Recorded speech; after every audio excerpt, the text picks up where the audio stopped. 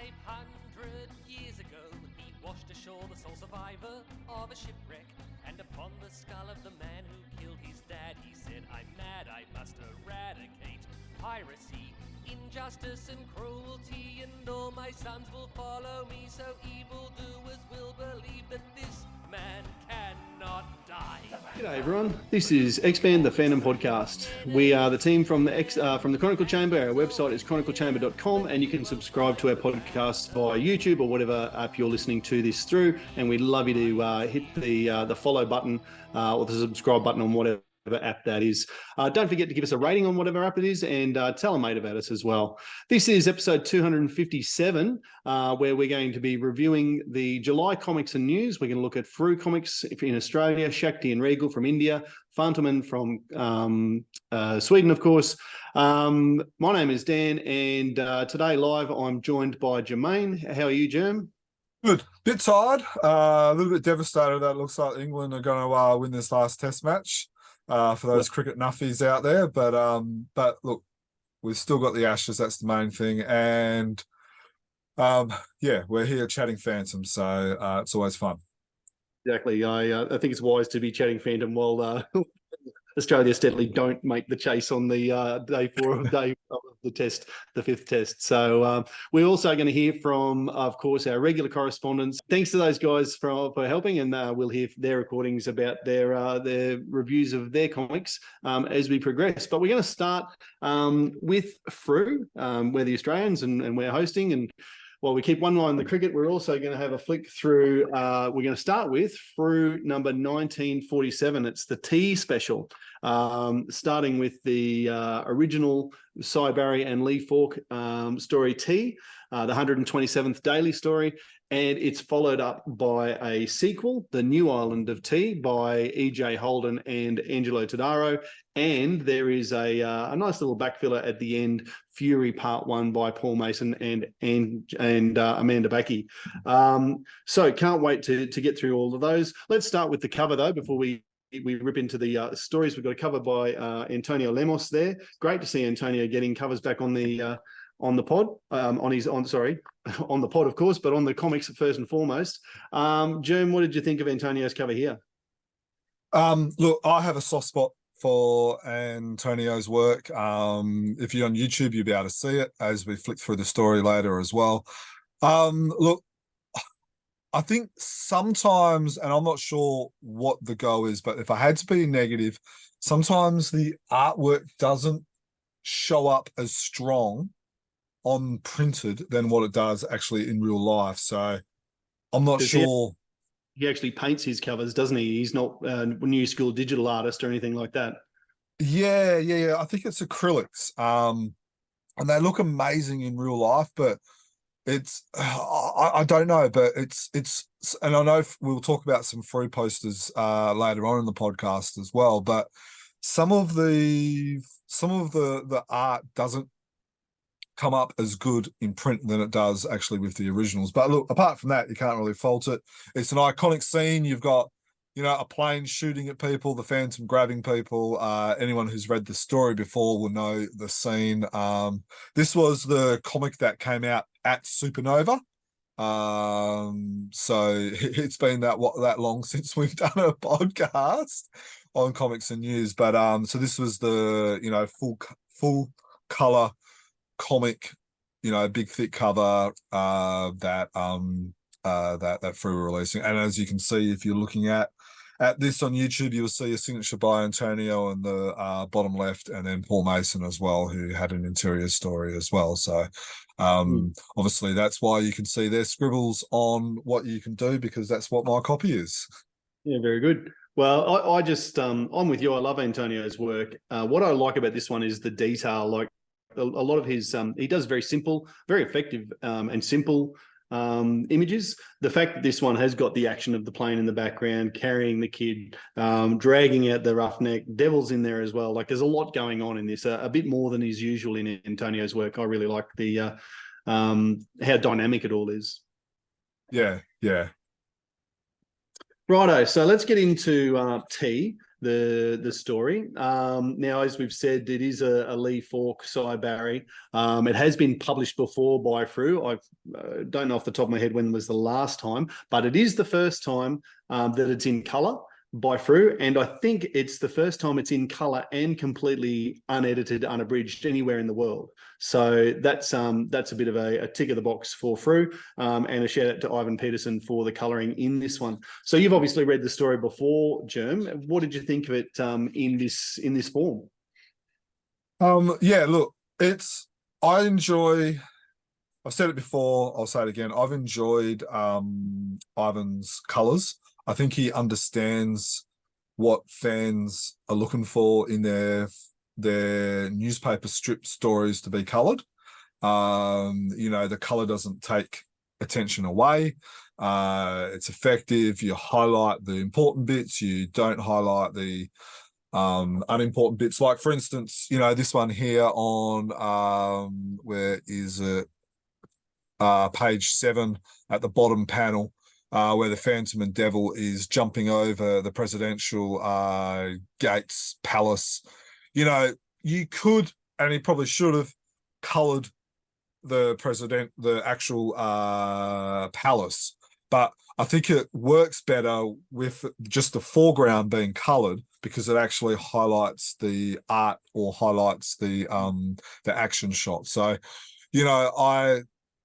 I do like what Ivan does. There's some stuff that might not look the best compared to, say, someone who's had more experience or more training and all that. But, you're really nitpicking, and what he does do is good. And it's good to see. I know a lot of fans prefer colour and only want colour. So it means that Frew get to sell these issues extra as well. So you can't complain. I think just on that, the presidential palace, Ivan was pretty consistent in making that white in all of the panels that appeared. So I think that at the very, I think you're right. It helps the foreground pop out, and it is at least consistent right throughout. What I would say, and I'm flicking through my own copy, is the scanned version is on screen for YouTube viewers. I think that the hard copy actually looks better than what you're probably seeing on the screen. It's probably a little bit oversaturated in the colours on the screen and a little bit more muted in the book. And I think I read somewhere that someone was saying, oh, they didn't really like how dull that the colours had come across once it was on the paper. But I actually really like it. I think it suits quite well. So what?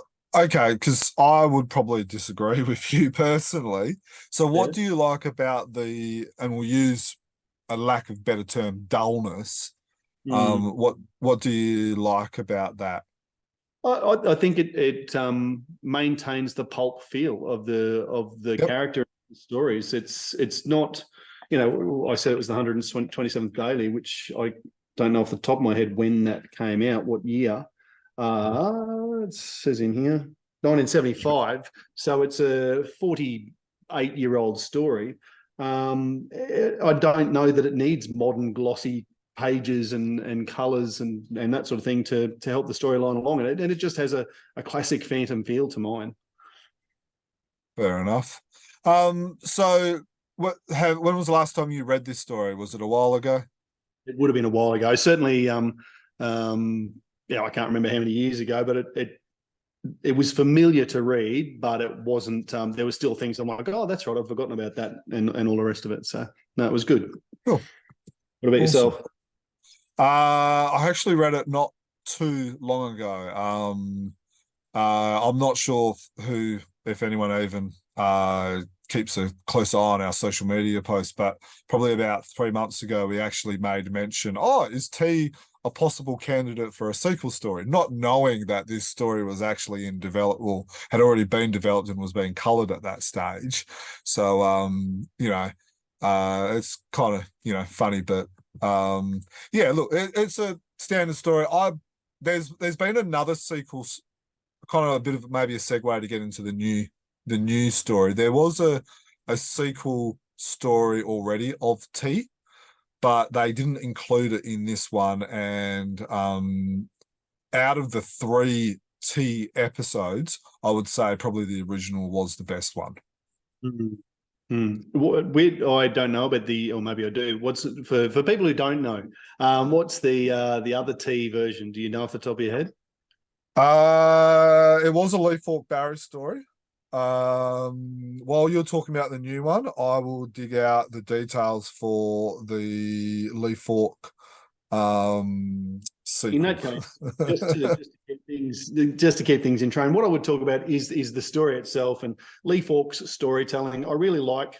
It's a lengthy sort of a daily, 34 pages in the Frew comic. I'm not sure how many weeks or whatever that came to, but I really like the different phases of the story. We start with the presidential assassination. We move to capturing those assassins, tracking down who paid for the assassins, dealing with that, and then moving on to the T assassin network and dealing with that. And I really like the phases of the story. Seuj Barry's artwork, I think this is 1975. It's right in the midst of his golden years, really, for artwork. And I think when a lot of people think of why they love Seuj Barry, they think of this sort of an era. And so both the storytelling and the artwork were just, I really, really enjoyed it. And there's quite a number of classic scenes that have popped up on T-shirts and that sort of thing, stickers as well, that have come out of this story. So seeing all of those, again, identifies what a classic story it is. Yeah, so I've got those details. It was called The Return of the Terrorist. It was actually published in newspapers 1976, so only a couple of years afterwards. Yeah. Last time it was published in a Frew comic was 1227, which was in 1999. So it could have been used in a story in here because it was post 20 years. For our other fans around the world, it was last published in Brazil in 1983. Where are we? Norway 2003, and that will be Sweden in 2003 as well. So must have been a Hermes Press by now too, because they're up to, aren't they? I think you're right. Yes, it was in their volume 26. Okay, cool. There you go. Well, there you go. So yeah, it's interesting because Frew could have made this a 100-page issue. It's 68 total with the sequel that we've got here from Holden and Todaro. So anyway, it's already $10 though. So yeah, you're getting into a pricey comic. Yeah, true. Interesting that they've chosen Ivan Peterson to colour the second one as well. There's a bit of consistency there, I think, because obviously Todaro's artwork and even the frame size and the style of writing by E.J. Holden, and we'll spend a bit of time, I guess, talking about who that might be. But it's obviously been written for a comic book, not a newspaper strip. So it's a different panel makeup and different beats of the story. But at least Ivan Peterson's colouring manages to keep that sort of element of it consistent. You've still got the same colour phantom and all the rest of it. Yeah, I do think I thought the storytelling is fairly consistent. Like,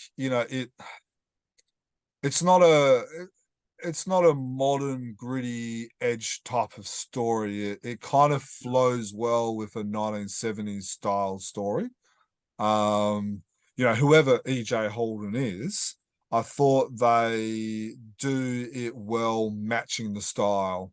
Obviously Todaro with the panel breakup is bigger and stuff like that. He does kind of follow a similar style layout, but and his artwork is fairly consistent with the Seuj Barry. It's definitely Seuj Barry influenced. Definitely. So yeah. I thought it matched quite well the art style, the writing, and as you made mention, the coloring as well. So before we speculate on who is operating under the pseudonym E.J. Holden, what were your thoughts on the story, The New Island of Tea? Look, it's not gonna get my votes for the best story of the year. One thing I did like was how the Phantom was caught. And the bad guy goes, "It's got a tracker and cameras," like, duh. And it was like, it was kind of like the Phantom was obviously very deluded in thinking he could just rock up. And I like that point. And we're talking about page 46 and 40, 45, 46, 47 here, where it was kind of like, the fandom was found out about, not, I don't, whatever you want to do, but it was, because sometimes, we've done it a fair bit in our reviews. We kind of say, why didn't this happen? Or that was just stupid or something. And the writer's obviously gone, well, that is stupid. So let's make that how he gets caught by the phantom stupidity instead of, slipping on a bit of rope and knocking himself unconscious or something, which would be stupid. But then meanwhile, obviously the Phantom's got his own tracker, which is hidden under his ring, which brings the cavalry along. So T perhaps underestimated the Phantom in that instance as well. Yeah. Of course, but, the Phantom finds, the bad guys always find the knife hidden in his boot, but, they're going to have to start taking the rings off him now. Absolutely. Yeah, look, I thought it was not the premise of the character T getting out and restarting the terrorist organization and trying to rebuild it, but then hiring mercenaries who turn on him pretty quickly once they start to go, oh, hang on, this is all about money. I'm not actually in it for my loyalty to this guy who's just paying me. So, it did have that modern take to it, but still not so far removed from a 1975 story that, it's quite believable that it might have happened in the early 80s or whatever, after T has spent some time in prison and got himself out and then, decided to re-go. Yeah. I don't have anything else that I really need to discuss about it. I always enjoy seeing the Skull Cave, the Chronicle Chamber for obvious reasons. It's nice to see that they're having a nice little brew there and stuff like that. But look, apart from that, I don't really think there's anything else that I need to discuss in it. Mm-hmm.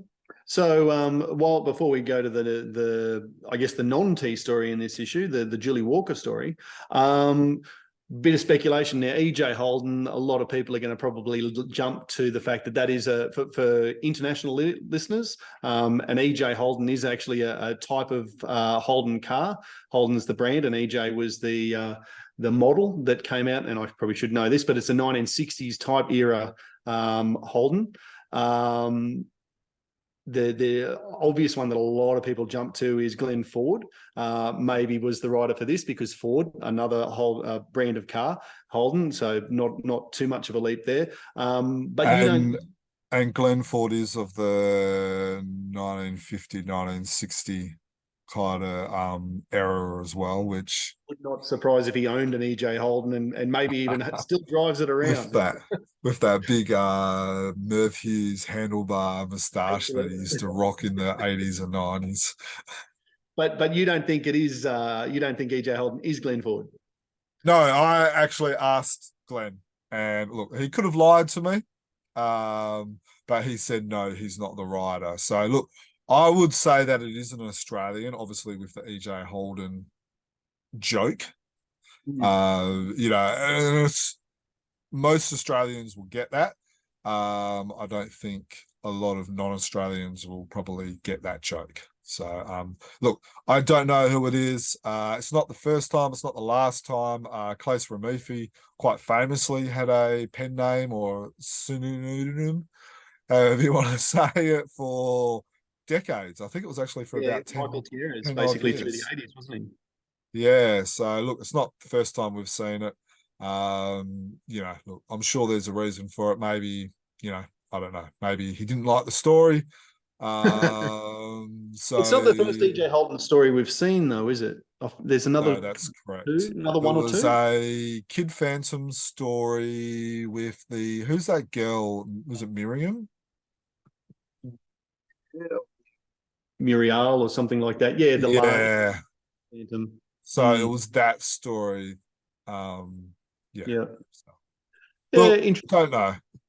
If fans out there have a theory, we would love to hear it. I'd be fascinated to know if it's someone who has already got fandom comics or stories published under their own name, or whether we're talking about someone who we've just not read any of their other stories before. Yeah. True. Anyway, so we move forward to someone who isn't, and speaking of Kid Phantom, as we just were, Paul Mason was the artist and the the creative brains with Andrew Constant behind Kid Phantom. And he and Amanda Bacchi have come together to work on a Julie Walker story, Phantom Fury Part 1. So we know, I think by the end it's going to be a 3-parter. Or maybe it's established somewhere there that it's, or maybe we just know that because we've talked to Paul. I'm not sure. Anyway, I think it's at least 3 parts because, and we know that it's not finished yet. And because, well, we've already talked about it on the podcast, but when we're at the after dinner special, Paul was actually still drawing and colouring and working on parts 2 or 3. So, so there's still more to come, at least 3 parts, and it hasn't been completely completed by the time this came out. Right. Yeah. Okay. So we're probably not expecting part 2 or 3 to appear in a comic super soon.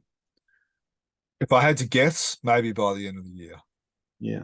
But now, I hope that doesn't put the pressure or the mock it, or like Paul's going, oh no, now everyone's expecting it to be here by the end of the year. So hopefully that's not the case. And I'm sorry if I've just put the pressure on you and your heart just dropped.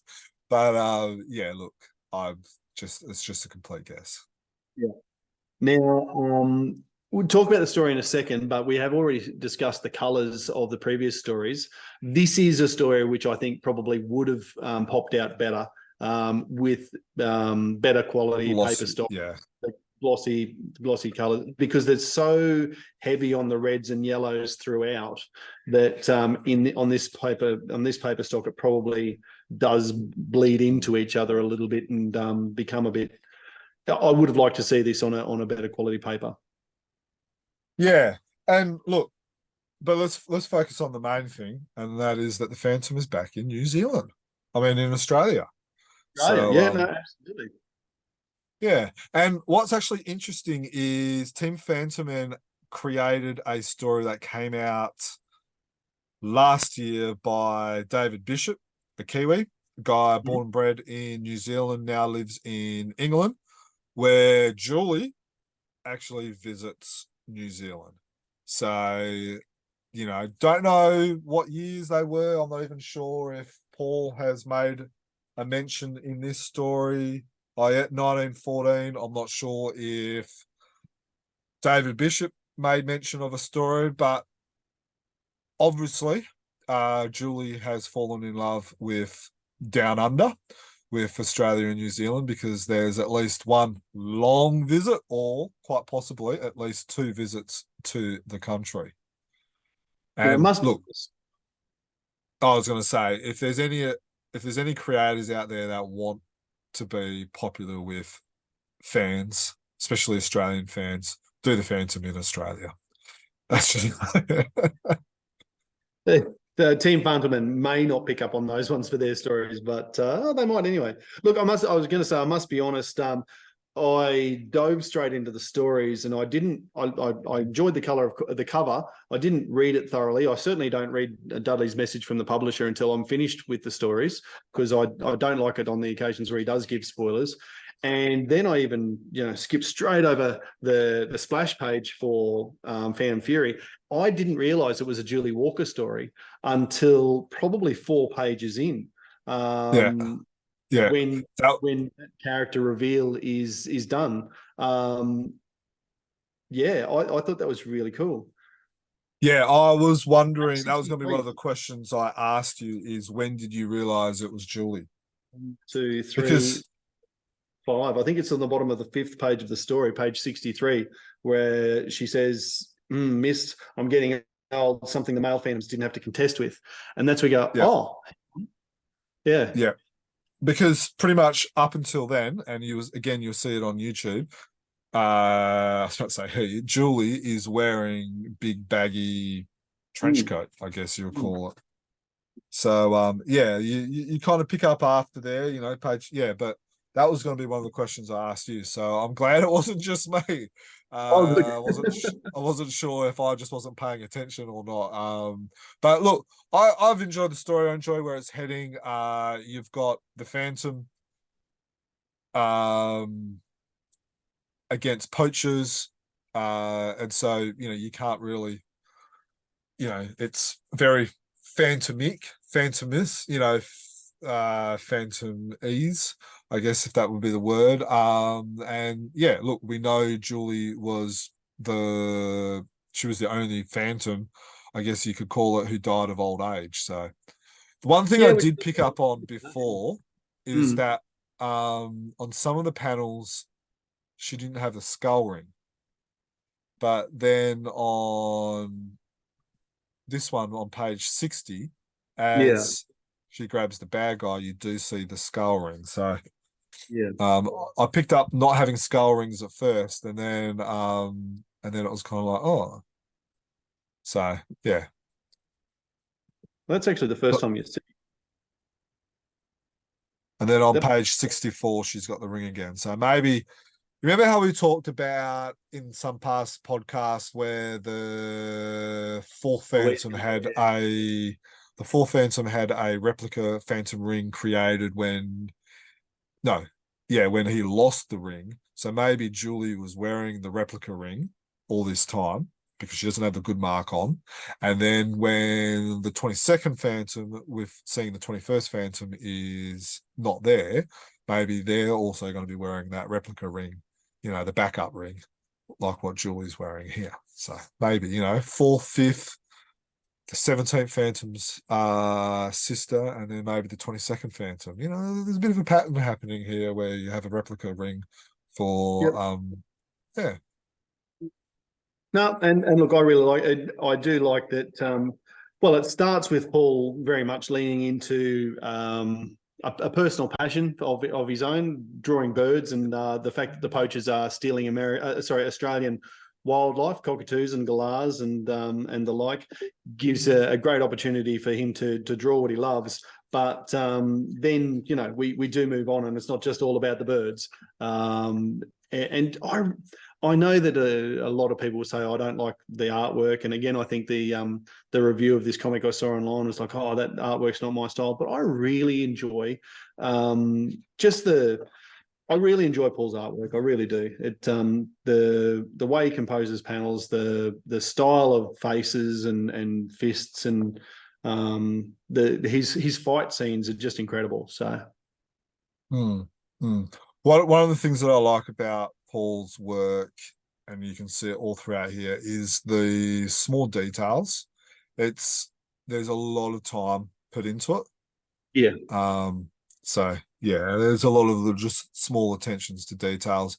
I like, what do you call it, monologue, where she's kind of talking to herself as I like the monologue because it really catches, for those who have come in late, on who she is, but it doesn't bore you with what would you call it, like a whole page where trying to catch you up with it. You learn about it during the fight scene as she's talking to herself, and then at the end you see her hurt.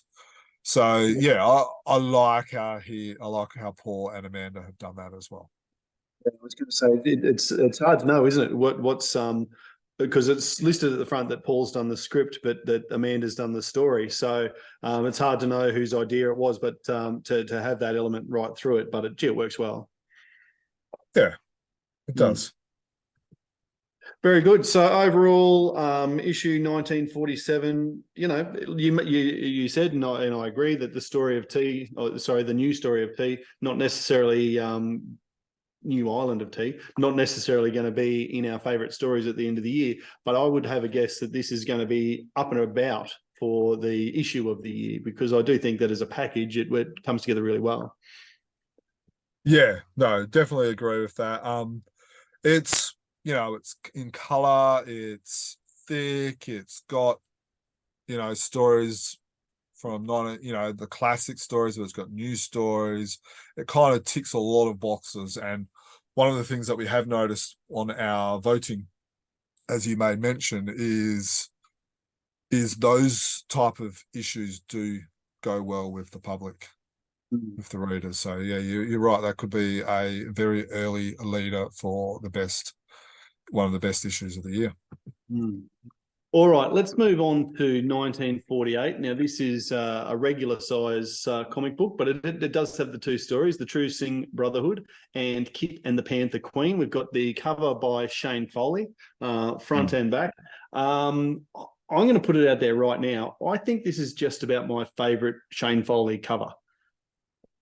Yep. I wonder, the back cover probably has more to do with the story. You know, you've got Sandal or Sala hidden in the background. You got this, you know, this lady in the middle and stuff like that. But yeah, the front cover, just the dynamic, the bullets flying past her and all that.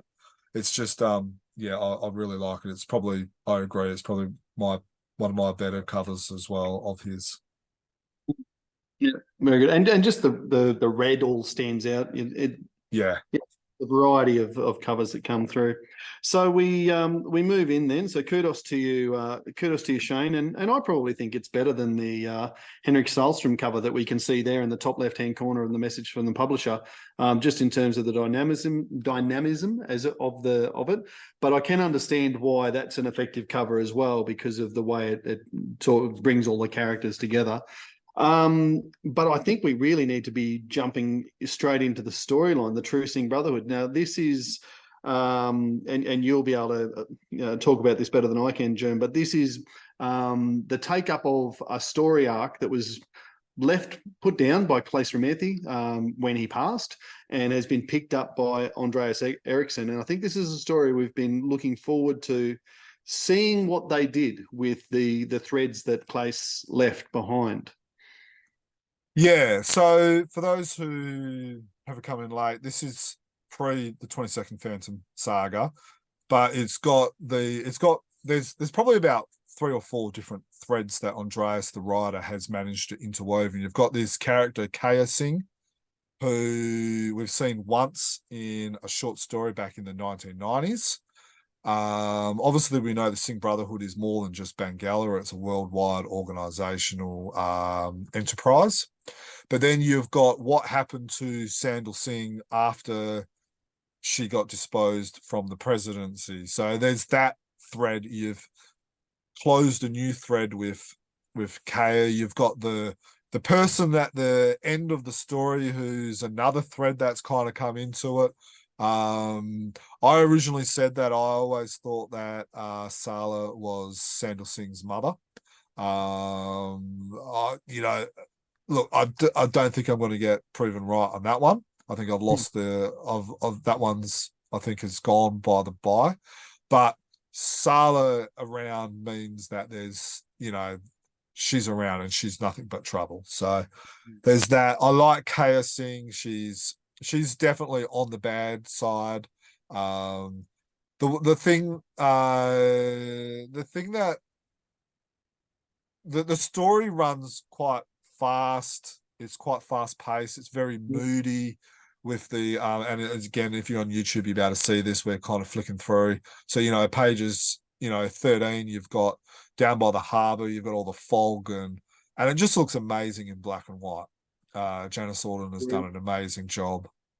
On page 15, you'll see, you know, the Phantom again with his glow and dark eyes, which again, he's not going to be, you know, he's not going to be having painted eyelids because it doesn't help him go in the dark, but it gives us, the reader, the identity that he's there.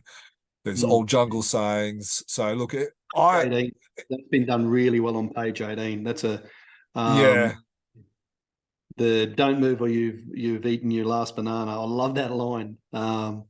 It's and he squeezes the banana flies off, and it really just shows the fear that he has.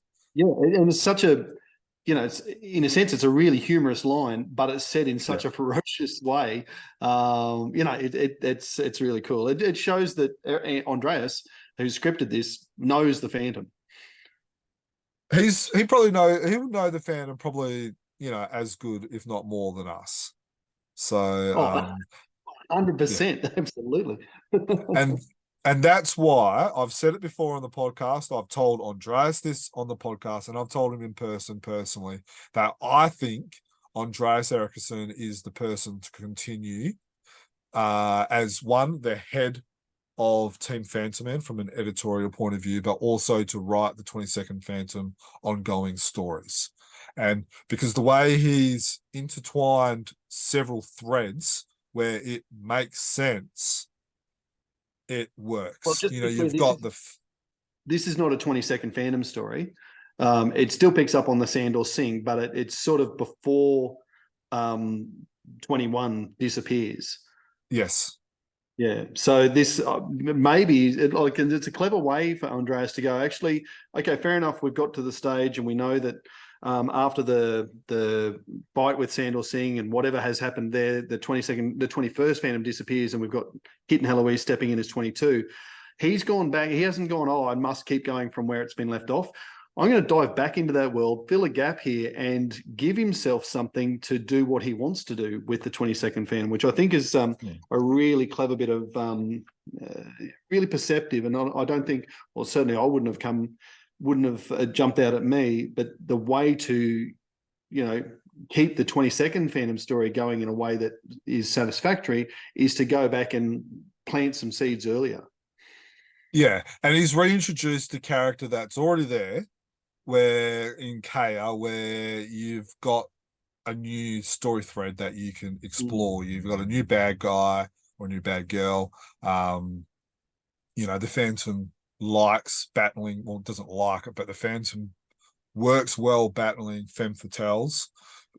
So you've got a new femme fatale to fight against and all that. I think it's worked quite well. Look, it's a heavy read. You have to focus when you're reading this, and it helps if you actually go back and read all the stories, because it will trigger your mind and everything like that as well. But it's certainly rewards long-time readers, this one. Yeah, but I think it's a good story. I think I was excited. I was glad that Dudley produced it. But yeah, I don't have a problem. Look, the all-female jungle patrol that no one knew about and it's forgotten.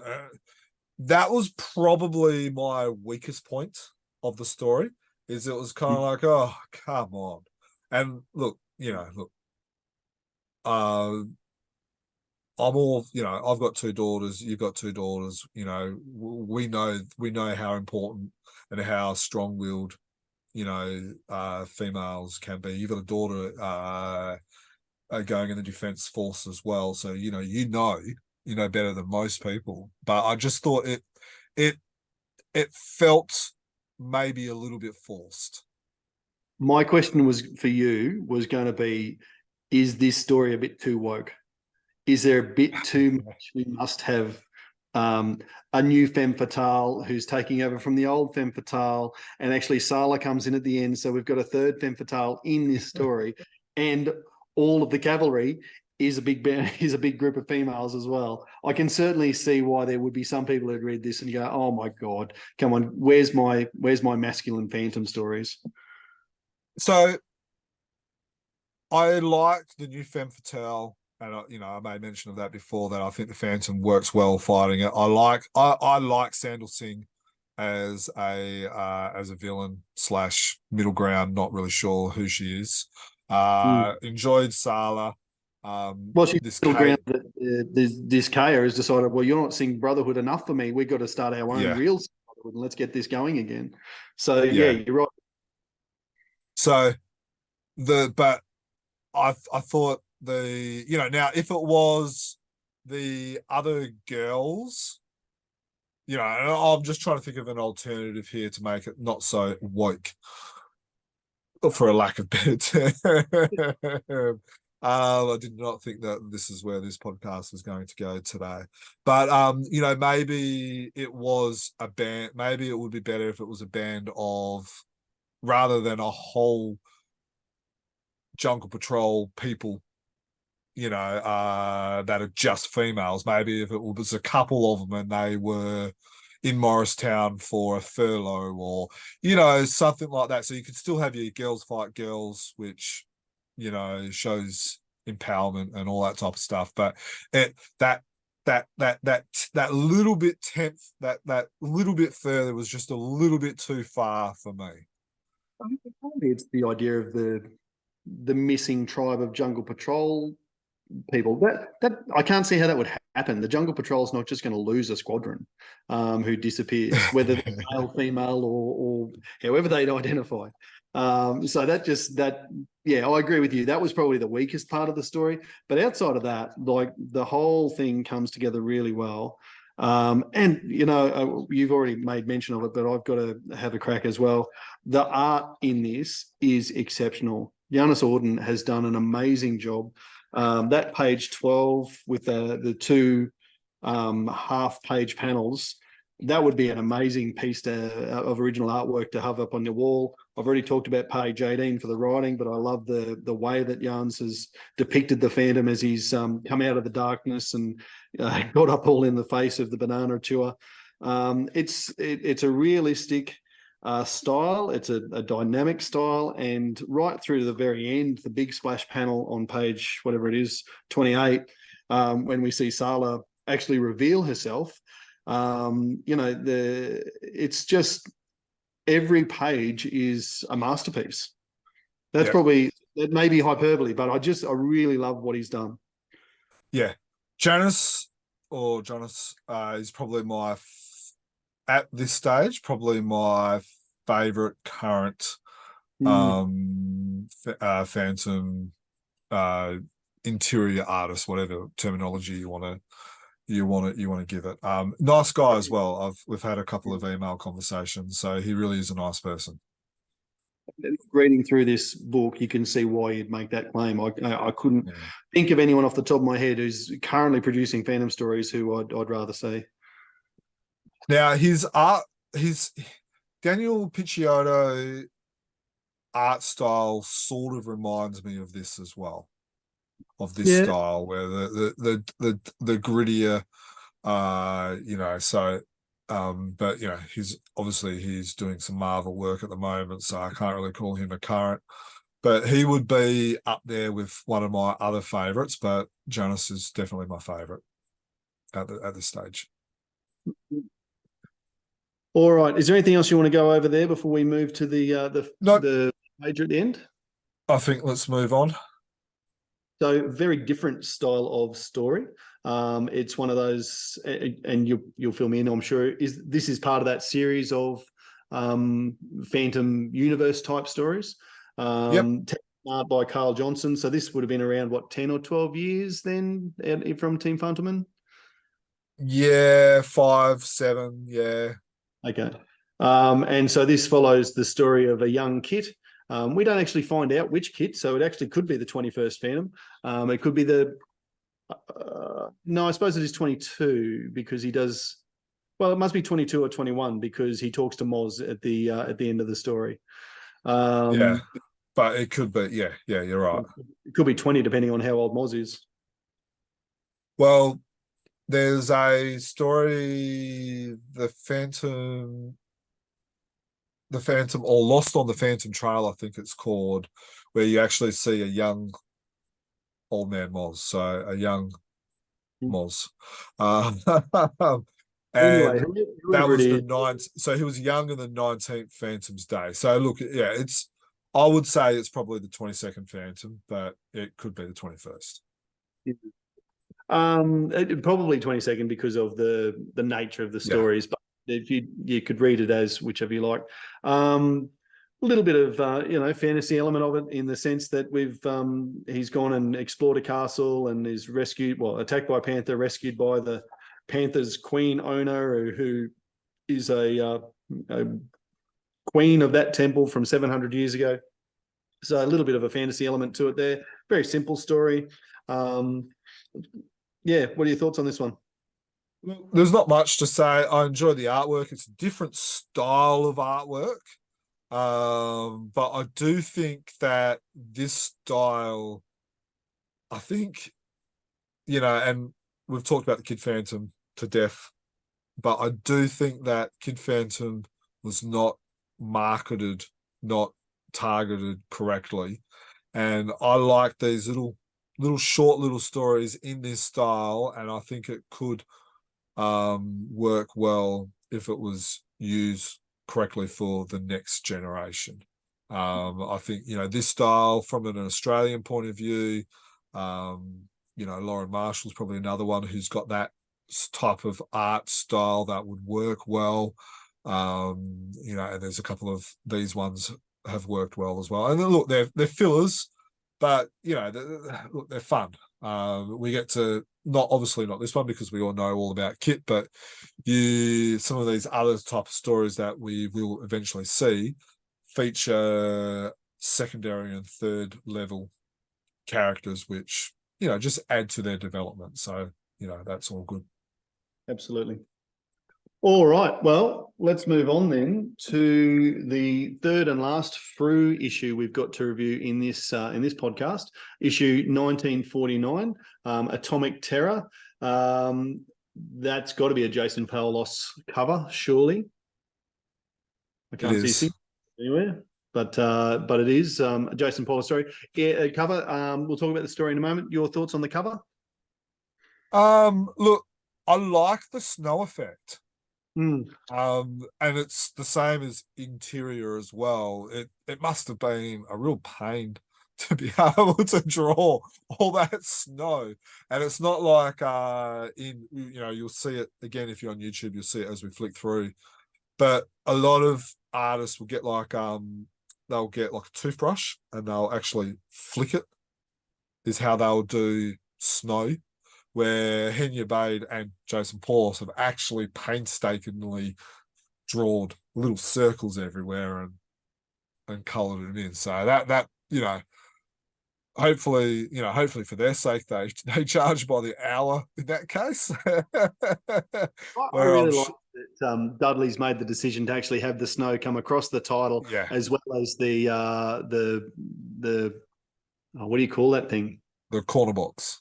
The corner box, yes. So to have the snow covering those as well, is quite an effective effect. I thought. Yeah, no, I agree. Look, the whole comic, in a sense, it was nice to be able to get this comic. I don't mind the cover, the story's fairly average, the arts of the time. It's the 70s, I believe. 76. It reminds me a lot of and it's not, but it reminds me of what's his name, Jamie Bell. Some of his later work kind of had this same style, like especially with the airplanes and the mechanical look and stuff like that. But look, I enjoy the vultures. I loved the detail of the snow in this. Yeah. Right around. Yeah, it really was a feature for me, just the snow work. But look, the stories, like seriously, the Phantom and Luaga notice a V, and from a newspaper article and then flies halfway around the world. Look, I don't know. I did, however, enjoy this where basically they have lifted, traced, copied the actual panels from the Lee Falk original story on this page, which is page 10. That was a nice little tribute, it's almost, I was going to say word for word, but yeah, well, it is word for word, but also it is almost pixel by pixel of what Cy Barry originally drew. And we've seen Mikael do that sort of thing in some of his stories recently to tie modern Phantom stories back to the historical ones. So certainly ahead of its time doing that in 1970. And, like, look at this on page 13. The first half of that page is how many snowflakes are on there? The amount of time it would have taken to draw that building in the first place and then to put snow all over it. Frew once did a competition of Count the Pygmies. for around the world. Maybe they could blow up this panel here and go, count the snowflakes. No, don't how many snowflakes in this issue. And then I'm sure we'll get one smart aleck will just say, are we talking about the snowflakes that come from the sky or the snowflakes on social media? Look, I know what you're saying. It's a simple sort of story. I really enjoyed it though. Like it's it's not every, like you said before, the True Singh Brotherhood was a heavier read. This is not. This is a lighthearted, albeit covering some pretty dark topics at times, but it's something that's just an action movie type. Yes. After a busy day at work or during lunch break, or if you manage to steal some time away from the kids or something like that, where you just want to be able to read something, or like you do with an action movie, you just want to be mind numbed. This is it. If you're wanting a thriller where you're going to be having to pay attention and try and pick out the twist plots and all that type of stuff, that's what the previous issue is. This is a Friday night hanging out with the boys with a beer, some chicken wings type of action movie. Mm-hmm. And look, it's I don't recognise the writer, but Bertil Wilhelmsson and Özcan Eralp as the author, as the artists. Bertil Wilhelmsson, I reckon, we would have talked about at least when we were discussing our top 20 Phantom people, because of the work that he put into establishing Team Phantom as an alternative story source for Phantom stories. And Özcan Eralp is a well-regarded artist who must have been early days when we were 76. Yep. So we've talked about their work a lot when we've talked with Robert Amann, Magnus Carlson, when we've talked about historical stuff from when we've talked to Mikael or Andreas. These guys were kind of like the forebearers, the ones that created Team Phantom. And Bertil, I believe, was actually the guy who wrote the first Team Phantom story. So these are icons in the ground, in the game. Sorry, legends who have, what we enjoy with Frew, with Team Phantom and all this other type of stuff is basically on the shoulders of these guys. Absolutely. And as far as the artwork goes, you can see it's clearly styled and modeled on the style of Seuj in so many ways. So it's certainly inoffensive, if you like. So certainly no one's going to jump up and down on this and go, "Oh, that's not my Phantom." It is. Yeah. I really like this page here on page 31, where the guy comes in and then he goes, "Oh, the ghost who walks, the man who cannot die, it's true." And and then the Phantom talks that, the Phantom cannot die, have you forgotten already? And then he freaks out and runs out into the snowstorm. And I liked, that was probably that page was probably my most favorite out of the whole issue. Yeah, fair enough. All right. Well, I don't think there's a lot more to say about that. Good, fun story. Would recommend. Yeah, definitely. All right. So having done the Australian books, we've now got some reviews from some of the latest comics from around the world. As I said right at the outset, we've got Mikael reviewing our Phantom comics from Sweden, and Seuj reviewing the latest comics from India. We're not going to include the Greek comics at the moment. They have been reviewed on our YouTube platforms. But if you are from Greece or from Hungary or Brazil with their regular comics, please contact us, because we would love to include more international flavour than we've already got here on the pod. So anyway, without any further ado, I'll hand over to the boys. Fantomen Review. Another Fantomen review with me, Mikael. This time it is issue 13 of 2023. It has a cover made by Janusz Ordon, and this cover is a bit polarizing. I've read a few comments on Facebook from people who do not seem to like it, and many who do like it. I, for one, am loving it. It might be my favorite cover of the year, actually. It caught my eye directly. So, here we have the editorial. They talk about these coins or medallions from Australia, and that's pretty cool. And they also talk about this 60 years of Team Fantomen that they celebrate a bit, and it's also 40 years since Hasse Lindahl was a part of Team Fantomen. So to the main story, that also have art by Janusz Ordon, just like the cover, and it has the script written by Bernd Franz, and it is filled with action, and it really feels like a Phantom adventure. You see the Phantom and Diana skydiving and base jumping and all that, and yeah, it's lots of nice action. Pretty cool story. Second part of the issue is the reprint of Team Fantomen's Wild Man from Bengali by Don Avnell and Hans Lindahl. It is in black and white. I think it would have looked great with a splash of color. It's about these bad guys working for this bad guy boss to buy treasures from the different tribes and getting different objects of interest, and they actually captured the Phantom, and you might think that won't end well. Well, it won't for the bad guys, I tell you that.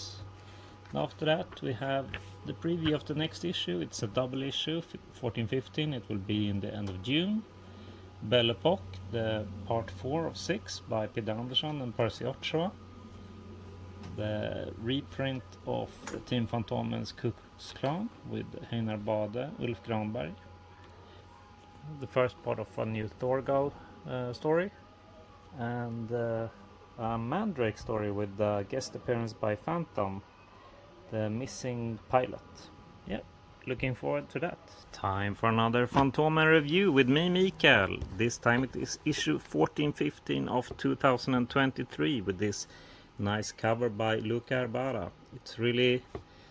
I really enjoyed these colors, and I must say that there's a great diversity of covers lately in Fantomen, and I appreciate that. So let's get into it.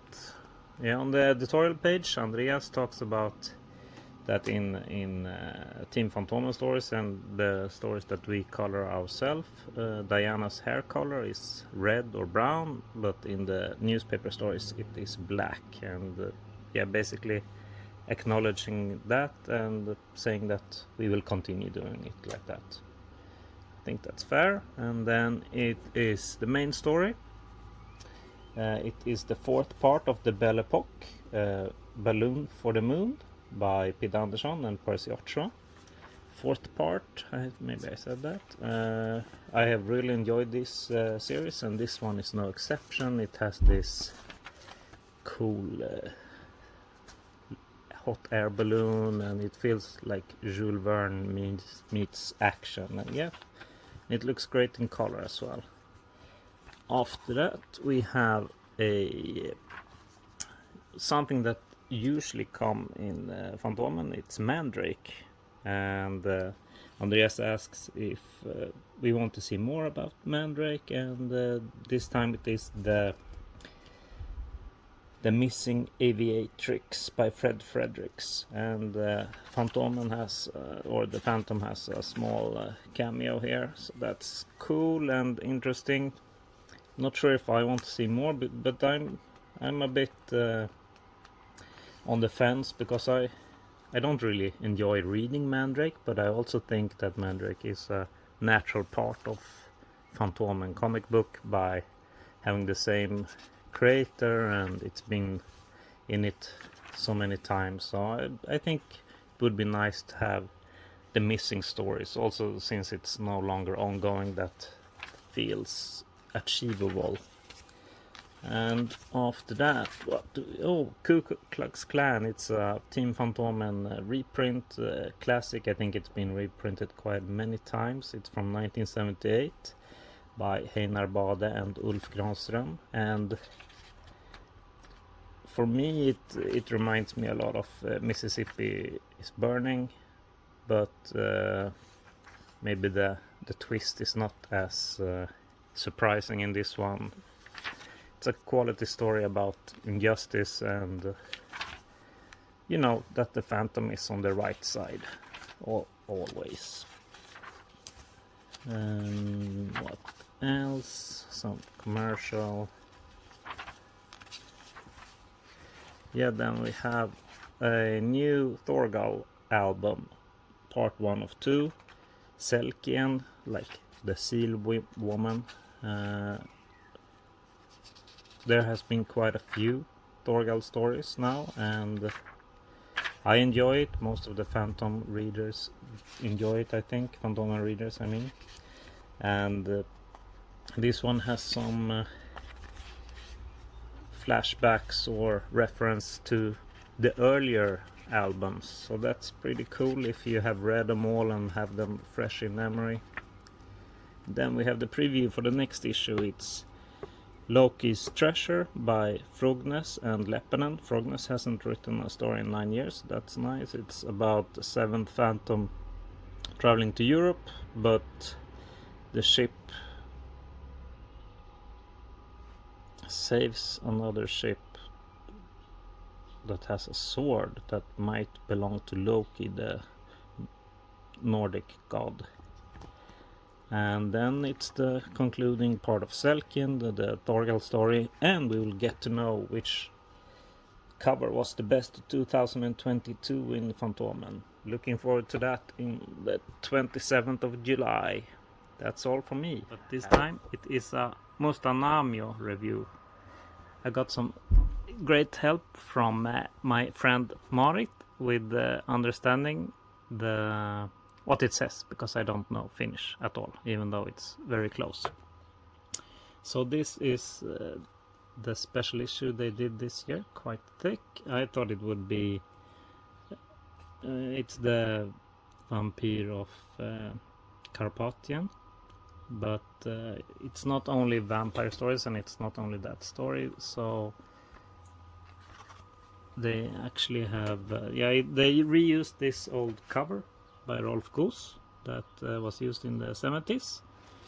Looks pretty similar, maybe touched up the colors a bit, and it features 4 stories: Sir Phantom, Knight of the Round Table, The Vampire in Carpathia, The Treasure in the Castle, and The Prisoner at Capitolium. So it's 2 stories from 76 and 2 stories from 85.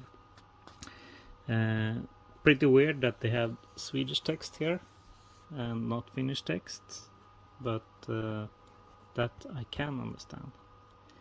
And the cover is by Rolf Goos, as we said, and all of the stories have art by Heimi Valve, and 2 stories are written by Ulf Granberg and 2 stories by E.D. Carell.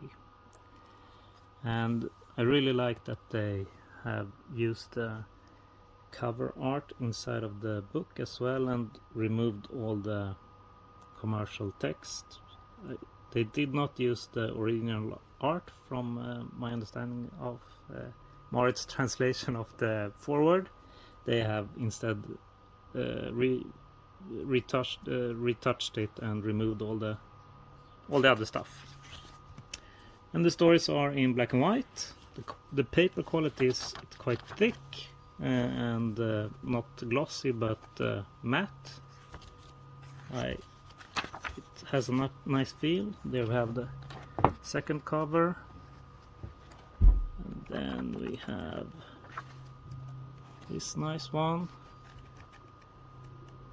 and this one, and it ends with this forward in the end. Yeah, overall a good one, and it's the stories hasn't been reprinted at all in Finland, and not in Sweden either, and it has, some of them hasn't even been in English at all, so maybe this will make Frew want to pick them up. But it's still weird that they choose these old stories instead of taking one of the newer Team Fantomen stories, since the regular comic book hasn't been out since 2010. But yeah, good issue. So that's all from me. Happy phantoming. Hello and welcome to Chronicle Chambers comic book reviews from India. I am Seuj Abir, and today we are going to be reviewing this Phantom number 8 from Shakti Comics. So yeah, again double, but not double white, but variant covers.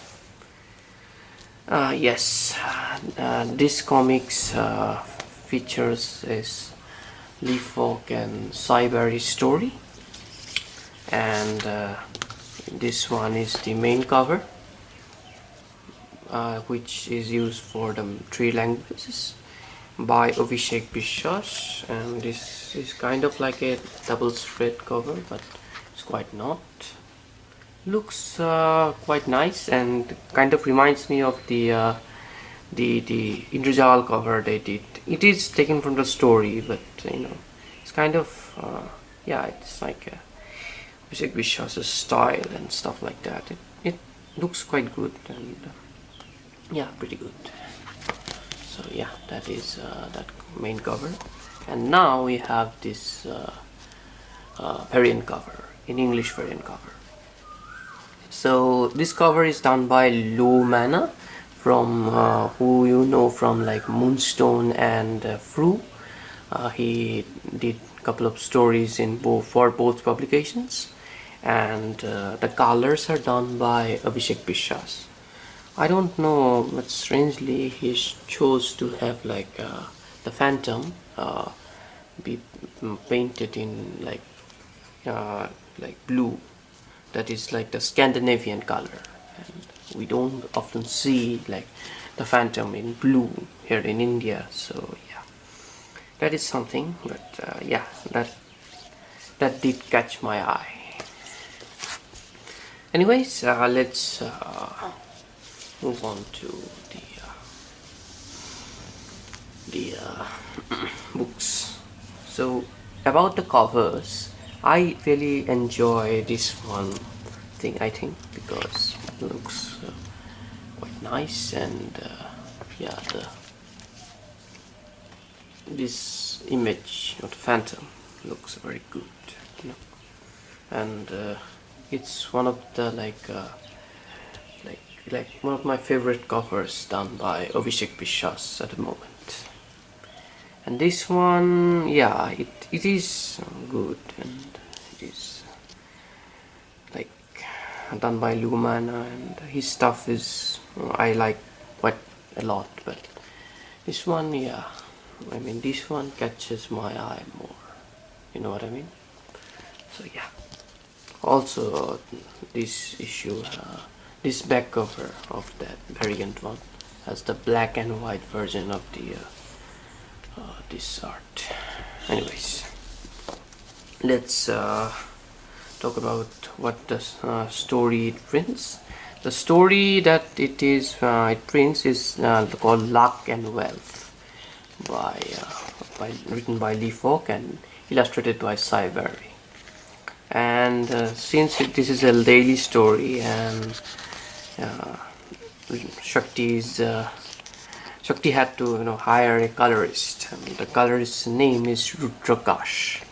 So and we can see here his colors, and so yeah, that story, I think I enjoy this this colorist Rudrakash's colorings, but I have a few complaints. Like, this character is like yeah, so white. I thought he should be, you know, kind of dark skinned. Yeah, but it's a nicely done coloring, and you know, kind of reminds me of the Indrijal colorings, and but it is a digital coloring, and it still has kind of like these shadows and stuff. Yeah, I kind of like this coloring more than the Simi Muhammad coloring from Regal, but that is just my opinion. But it is very good like colors, as you can see here. Yeah. So yeah, the pages they are using is a very nice page. It is thicker than the one Regal uses, but that's what I told you before in my previous reviews. One strange thing the colorist Rudrakash did though was that, you know, he chose to like paint the phantoms like trunks in red and black. We see the phantom's trunks more in like white and black or blue and black, but he chose to have this color, which is interesting. And then you have the overcoat he wears, you know, as Mr. Walker, and that is colored blue, and that reminds me of like the Indrijal colorings, because in Indrijal or Diamond Comics both had like the Phantom wearing like this blue overcoat, but when Regal published them, the Phantom like wears gray overcoats. Like there's the book, the recent number 30 showed the Phantom wearing a gray or like black overcoat. So yeah, it's interesting for sure. So yeah, let's move forward. Nicely printed, nicely done, like they always do. Very nice paper, and it makes the comic look great.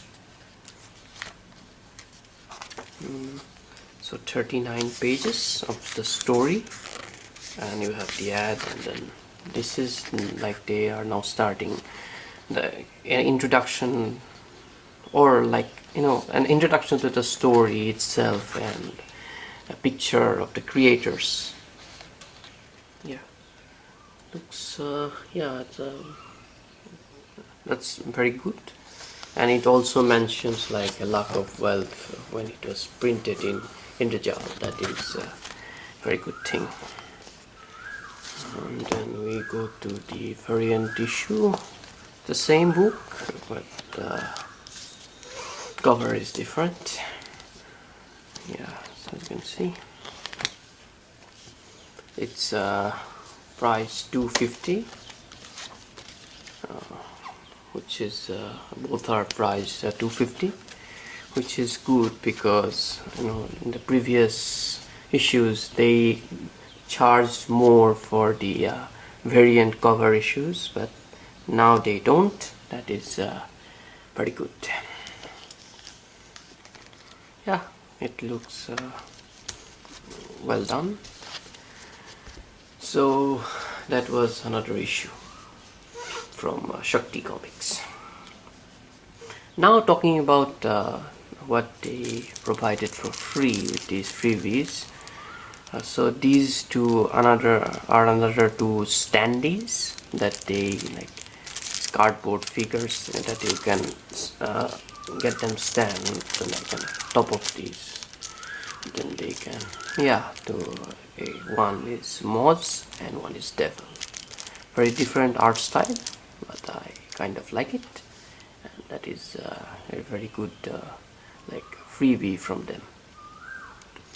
To talk about Shakti, we have to talk about like what is their format choices, because I mentioned in the previous review that, you know, they need to come up with a fixed format for their comic books, because yes, they have kind of arrived at a fixed format, like this kind of big magazine size book, and it's the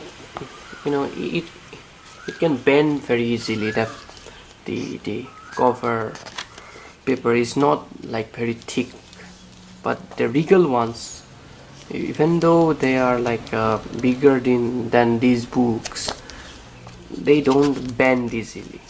So yeah, that is a problem. Like if you have both of these, they can bend easily, and then it's kind of like a standard magazine. Still feels like a standard magazine to me. I don't know why, but yeah. And the most important thing about Shakti is that they need to address their, they need to stop, delaying their products, because these comics was announced, I think, back in like March or like the 1st of April, and then it came out like long after, like in the middle of May, then and the whole shipping thing, then it took like 3, 4, 5 days. Then it arrived. Like it was like after pre-ordering. I think I ordered this back in April 1st, and then they came to me in like April in May 25th. So that is a long time to get your like product and to deliver something on time. They need to, yes, they did. So they need to keep in mind their delays and try to find a like fixed format and think about like their prices and keep on delivering great products, and they should be good. Yeah, so another great issue from Shakti Comics, and I hope they continue to publish more stuff like that, and they keep in mind their delay problems. And today we are going to be reviewing Shakti Comics The Phantom number 9. As you can see, this is their latest issue, number 9. It has a cover done by Abhishek Vishwas, yes, based on the story The Phantom Stump. Nice looking cover. And this issue features the story The Phantom Stump, as I already told you, written by Tony DePaul and art by Mike Manley. This is a very short story, and that's why this issue is like 28 pages only. And that's why the book is like it's not, feels like it's a standard comic, magazine, very much not thicker as before. I think that will change in their next issue, where they will publish another Seuj story, but for this issue this is what it is. So laminated, as you can see, the shiny things, and credit page as before, with the art by Abhishek Vishwas, and this is from the story, a title page, and we have the story here. The story, it's quite good, I think, but the way Shakti printed it feels like the panels are brightened too much. That's why the color scheme seems to be very weird.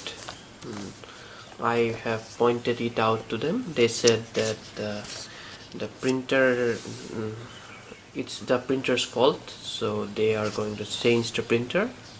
But this is what happened.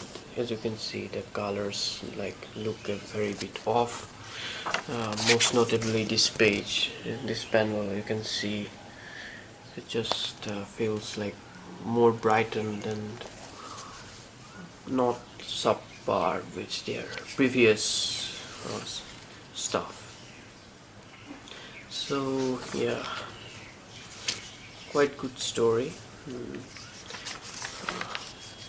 I printed by Shakti on this kind of glossy paper, very much like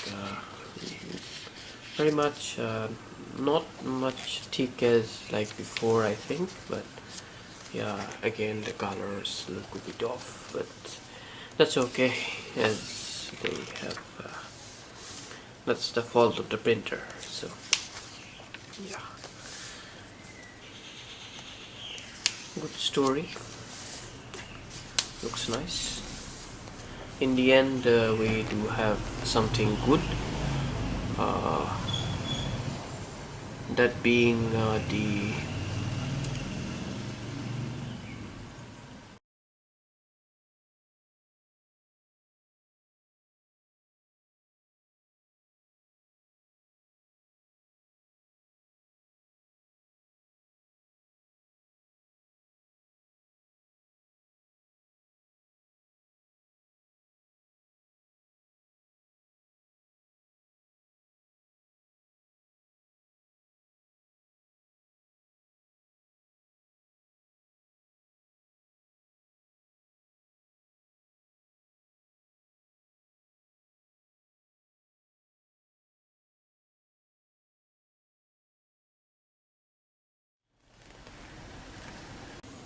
on the back cover we have a description of the story, and was nice, and with a panel from the story used as art, I guess. This is their freebie. A stamp look like card, I would say, because it's not a stamp, but it looks like a stamp presented to look like one. But that's nice card, and nice freebie, I think. However, it's funny because like in the story, the character Orson Barley wants to like put the Phantom on a stamp, but the Phantom refuses, and the story happens, and but here we have the Phantom on a stamp. That's a funny thing. That's I thought, but that also means like these all the stamps. Well, a good issue from Shakti. It does not seem to have all the qualities that I had expected from the previous issues, but well, since it's it's a small story, so the volume of the comic is not much thick, so that's okay. But still, the printing is not subpar, as I mentioned, and the price seems to be the same, which is interesting. I'm Seuj Abir, and today we're going to be reviewing Regal Comics The Phantom number 30. So yeah, let's get started. So yeah, this is their recent issue. They published it back in April 10th, and I got it very recently because of the postal service delays, I got it very much late. Anyways, so yeah, this book is, as you can see, has the same glossy cover. And, it features 2 stories, so it's like with a perfect binding and stuff like that, soft cover. So yeah, as you can see, 2 stories, Return of the Thuggies and the Shipwreckers, and the cover is based on the story Return of the Thuggies, and yeah, by Ankit Mitra. So yeah, looks quite nice.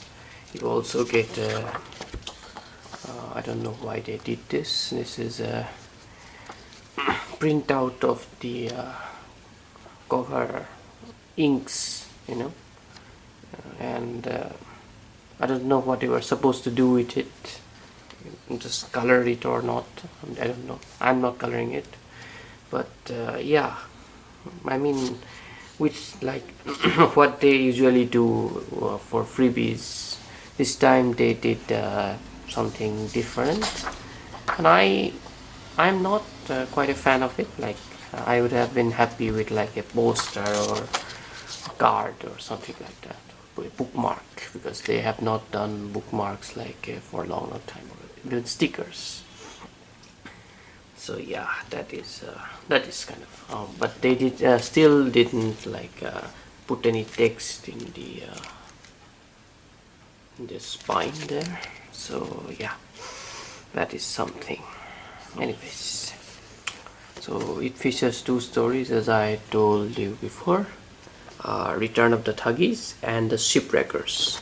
Return of the Thuggies is written by Falk and drawn by Seuj, of course, and the color is done by Simi Muhammad.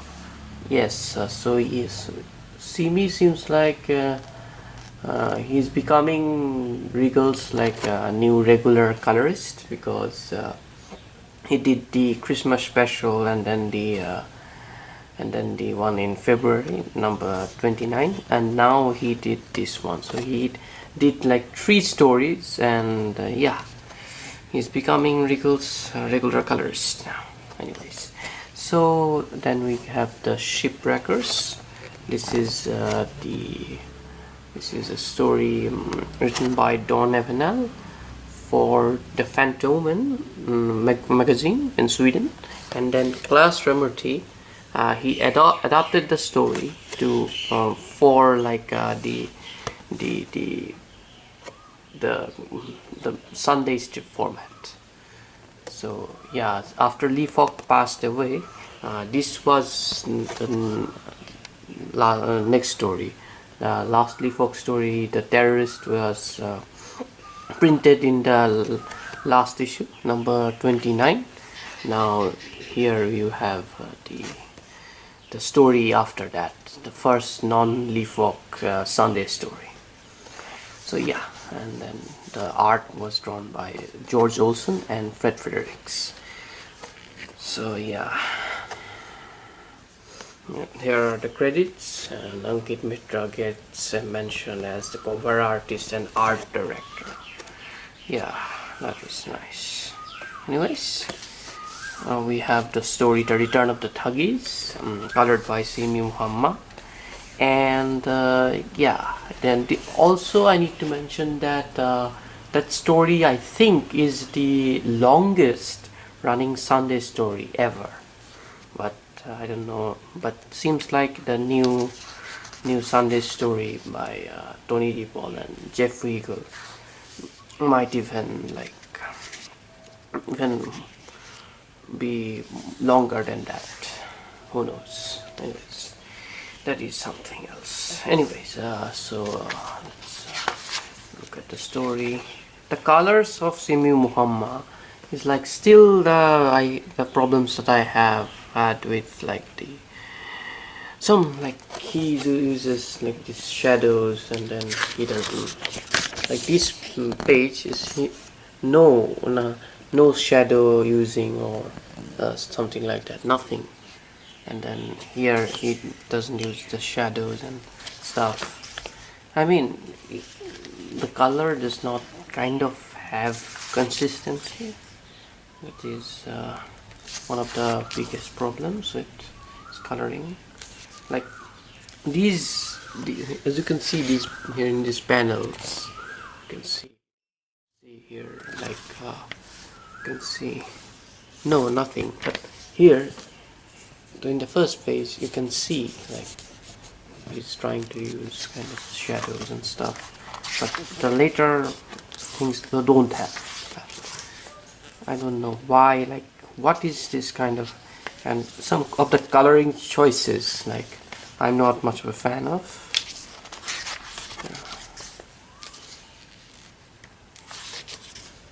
Don't have any, like, yeah.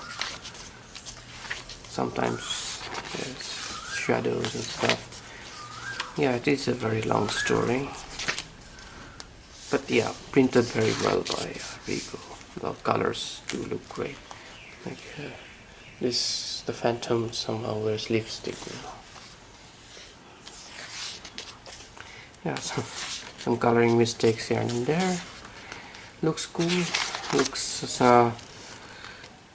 you know, good in most of the places, but some of the panels are like I can't, you know, I don't like them. Some of the colorings. Sometimes you have shadows and what I told before. Like, yeah. Now you have, suddenly you have the shadows and stuff. You can see here. Like, what the hell? This here. This panel. This panel. Yeah. There. It's like interesting. Yeah, and then last panels. The first panels, and the first 3 to the first page, and then the last 3 or 2 pages, you again have the, you know, kind of thing in the Phantom's costume. You didn't have that. I don't know why you are doing that. I have no idea. So yeah, the second story, the Shipwreckers. So this story, yeah, this is like very much of let's say, yeah, very much of a, like, the Olsen and Fredericks like kind of copied the artwork of Kari Leppänen, and Kari Leppänen wrote about that on his website as plagiarism by, I mean, Fredericks and Olsen. That is a different thing, but yeah. I mean, the story is fine. I like the artwork by Fredericks and Olsen. Yeah. Some of the stuff I don't like, but you know, I remember it reading it in the magazine again. Yeah, it was very good when I read it at that time, and now to be reading it in a comic book format is always great. It's nice, nicely done, nicely printed by Rigo. So yeah, that is the end of the story. So this book is like 96 pages. It is a bit smaller than the previous like paperback ones. Not paperback, I mean kind of like a trade paperback or perfect binding or soft cover books. Yeah, so Legal is doing this format, and I think they will be doing this again and again. But I always like to have, you know, in the previous issues they did like they printed 3 issues or 2, like having 2 comic books at once was kind of like very good, very, you know, nice feeling. Now that they're doing this kind of soft cover books, I don't think, like, I really want that old format back. But what they are doing is nice, but this is not enough, you know. Like, you need to put out more, because they like put out stuff in in 2 or 3 months. So yeah, for that gap, I think you need to do more. But anyways, another nice issue from Regal. and looking forward to their future releases. I think they will be doing another trade paperback collection again, and I am looking forward to that as well. So yeah, that is another issue from Regal. Thank you very much for watching this review, and I hope Regal listen to these kind of complaints and suggestions, and try to bring new things to the fans. Yeah, thank you very much, and happy fan. All right, thanks very much, guys. Great to hear what's going on overseas. Now, stories that do carry and are read internationally are, of course, the daily and the Sunday stories. Since our last pod, we have seen the wrap up of the Sunday story, so I'm looking forward to hearing your thoughts on that, Germ. But before we get to that, we are still working through daily 263 Dungeons Undone. We're at this phase now where well, I see you in your notes here, you've said that it feels like it's wrapping up. I'm not entirely sure on that, but we have seen the prisoners. There certainly is a down tone or a downbeat in the story at the moment, as the prisoners who have been released are driving away. It's pretty much just the Phantom and Savannah and Babadun, who are basically making their way out of Graveline's prison now. And at the time of recording, they're probably about to get blasted by machine guns. The colonel and his sidekick, who are about to burst out and mow them down, perhaps fulfilling Moz's prophecy after all. So anyway, what are your thoughts on the way that Dungeons Undone has unfolded over the last month or so, Jerm? Yeah, there's a couple of things I wouldn't mind discussing. Again, if you are on YouTube, you'll be able to see it as we kind of flick through. If you're not on YouTube, we will do our best to explain it as we go. I find it interesting listening, reading, and looking at people's opinions of this story. I'm tending to agree that I think this story will work really, really, really well as a comic. As a daily story, it's harder to follow.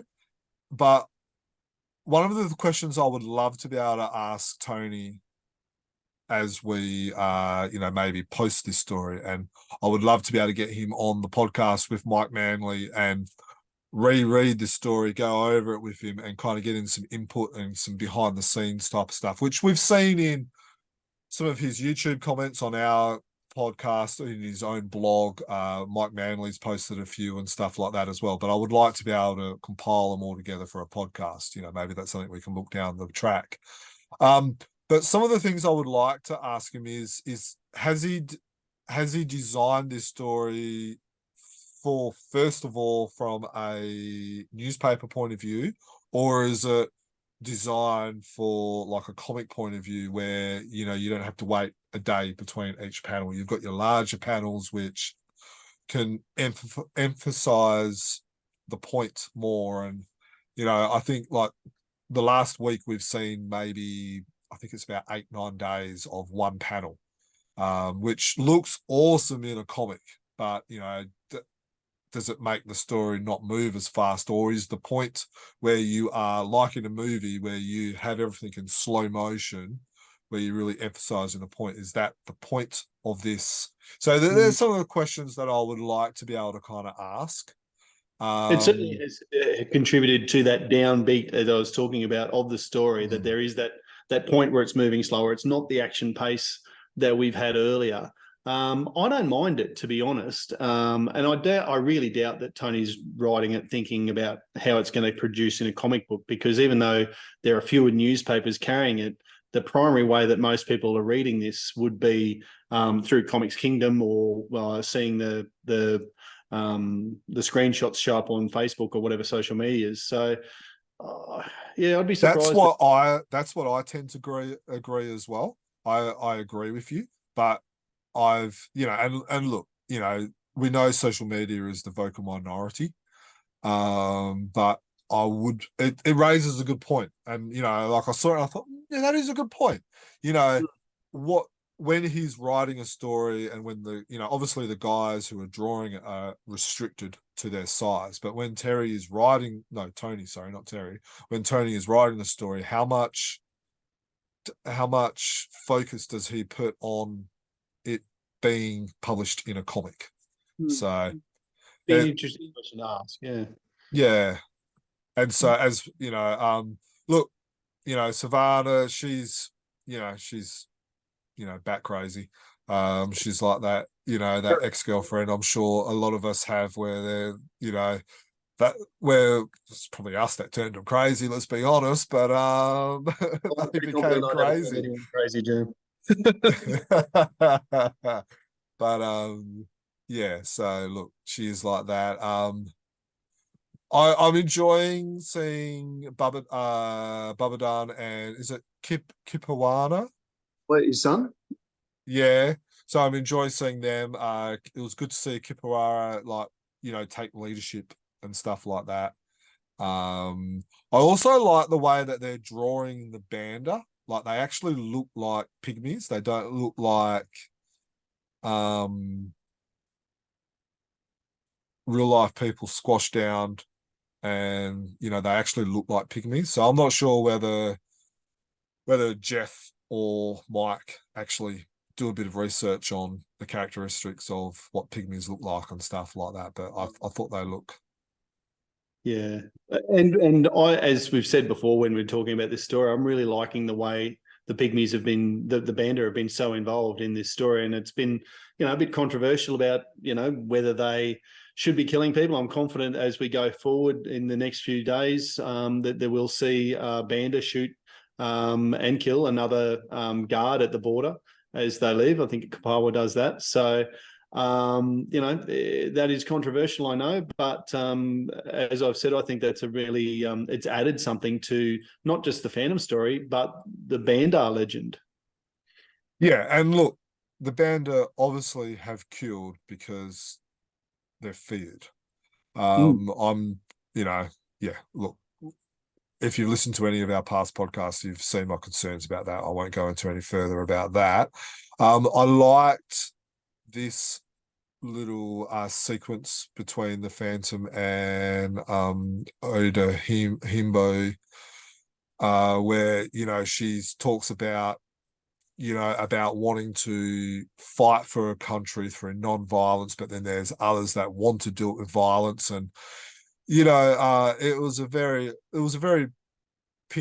pointed, very clever little discussion in these 2-3 days. And I thought I thought it was done quite well. Yeah. It's an interesting phase. It's and here we go with the prisoners, the rescued prisoners leaving, and the 2 or 3 fascist soldiers going, goodness me, what have we let happen? And the fact that, as I said right at the start, that Babadan, Savannah, and the Phantom are the ones that are left behind. They're obviously in strife, and as we speak, they're in trouble. It's interesting that they do refer here back to the prophecy of Moz, and I guess that speaks to your point earlier about working better as a comic book.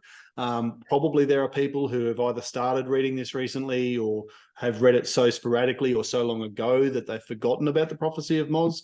But again, I think well, we know that Tony really likes rewarding the long-term reader, the attentive reader, and so I don't think people who are reading this every day, it's not lost on them that the prophecy of Moz is still, it's still live. It could still unfold, still happen. Now, I've got a theory, and we discussed a little bit about this, but I think, especially where this is kind of heading, I think someone is going to die. The 3 of them, the Phantom, Savannah, and Babadan, have gone back into the prison. We see the corrupt 2 guys here going, this has to be him. Let's go into it, and I think we are going to see. Here we go. I feel like we're going to see a death. Well, we kind of know it's not going to be Savannah. Yeah, look, she'll be the nice one. Well, it kind of sounds cruel, but I would rather see her. If it is, I don't think it'll be the Phantom. So my money, if I was a betting man, would be on Bubba. And yeah, and then it says here, my promise, Phantom, I told Diana I would be at your side until the end. Yeah, it doesn't say whose end. Obviously, there's going to be a confrontation where we've left it from as the time of recording on the 29th of July. I just think that we will see a death. There's a lot of it that fits that theory, because the Phantom has just talked about Kapawa as the future leader of the Bandar. I think it was that one before. Even what the Colonel's saying there. Here you're flicking too past. That's right. I promised them I'll be at your side till the end. The man who did this is finished. That could fit Baba as well. So it could be right. And it would also help the prophecy come true in the sense that Phantom gets injured, Savannah takes him to the vet. And and then we're back into the storyline there without Baba. And we pick up the prophecy. Yes, we got there in a different way, but we've got Savannah taking a wounded Phantom to the vet, seeking medical aid. So that is a real possibility. Now, one other thing I want to quickly make mention is at the border. So now I would assume that at a border, obviously they're going from Rhodia to Bengala. Obviously, this is the Rhodanian side. Because they've killed the Rhodanian guys. But there's no Bengalan borders. Now, look, I'm not an expert, but I always thought that you would have kind of people from both sides. Maybe I've just watched too many American TV shows where you have the Mexicans and the Americans on either side. But maybe this is only guarded by the Rhodians, kind of a cost-cutting method or something like that. But look, that was something that kind of made me question it. Is they're obviously they're on Bengalan soil, but did they have to go through a Bengalan checkpoint? So. I did see an amusing clip on Facebook earlier this week, a changing of the guard at the Indian Pakistan border with some absolute hijinks and almost dancing from the two sides as they faced off against each other as part of their border, their guard changeover. Anyway, I can't speak for where the Bengala border guards are on this occasion. Maybe they've been pulled back because of all of the kerfuffle that's going on across the lines. Who knows? Yeah. Anyway, I'm really liking this story, and I can't wait to see it in a comic book and be able to take the time to read over it. And then I know I'm similar to the Heloise versus the Nomad. I would really like to get, like you said, Tony and Mike in particular together as this, and in turn, as it wraps up, I'd love to talk to them about the whole thing. And where you said before about it feels like it's wrapping up, it absolutely does. And maybe Dungeons Undone is coming to an end, but part 5 or 6, whichever story is the next one in this sequence, may be about to start, where we pick it up and go again, all guns blazing. Yeah, look, I hear that. I reckon, and I don't know. I'm wondering whether we are nearing the end of this, where Tony has, I don't know what the right word to say, but he has brought us along the journey, and I don't know. I'm starting to feel a little bit fatigued through the journey. So, like Bubba dying, that for me could be the end, because it's a real break. It's Bubba who gets shot. And then maybe they then go to the vet to try and rescue Babadan, and then he dies, and then the Phantom is racked with guilt because he's the one that suggested let's go through the prison once more. I just think, you know, and then you've got that other whole new element for Tony DePaul to explore, is the rack of guilt for killing one, you know, for being responsible for one of his friends to die.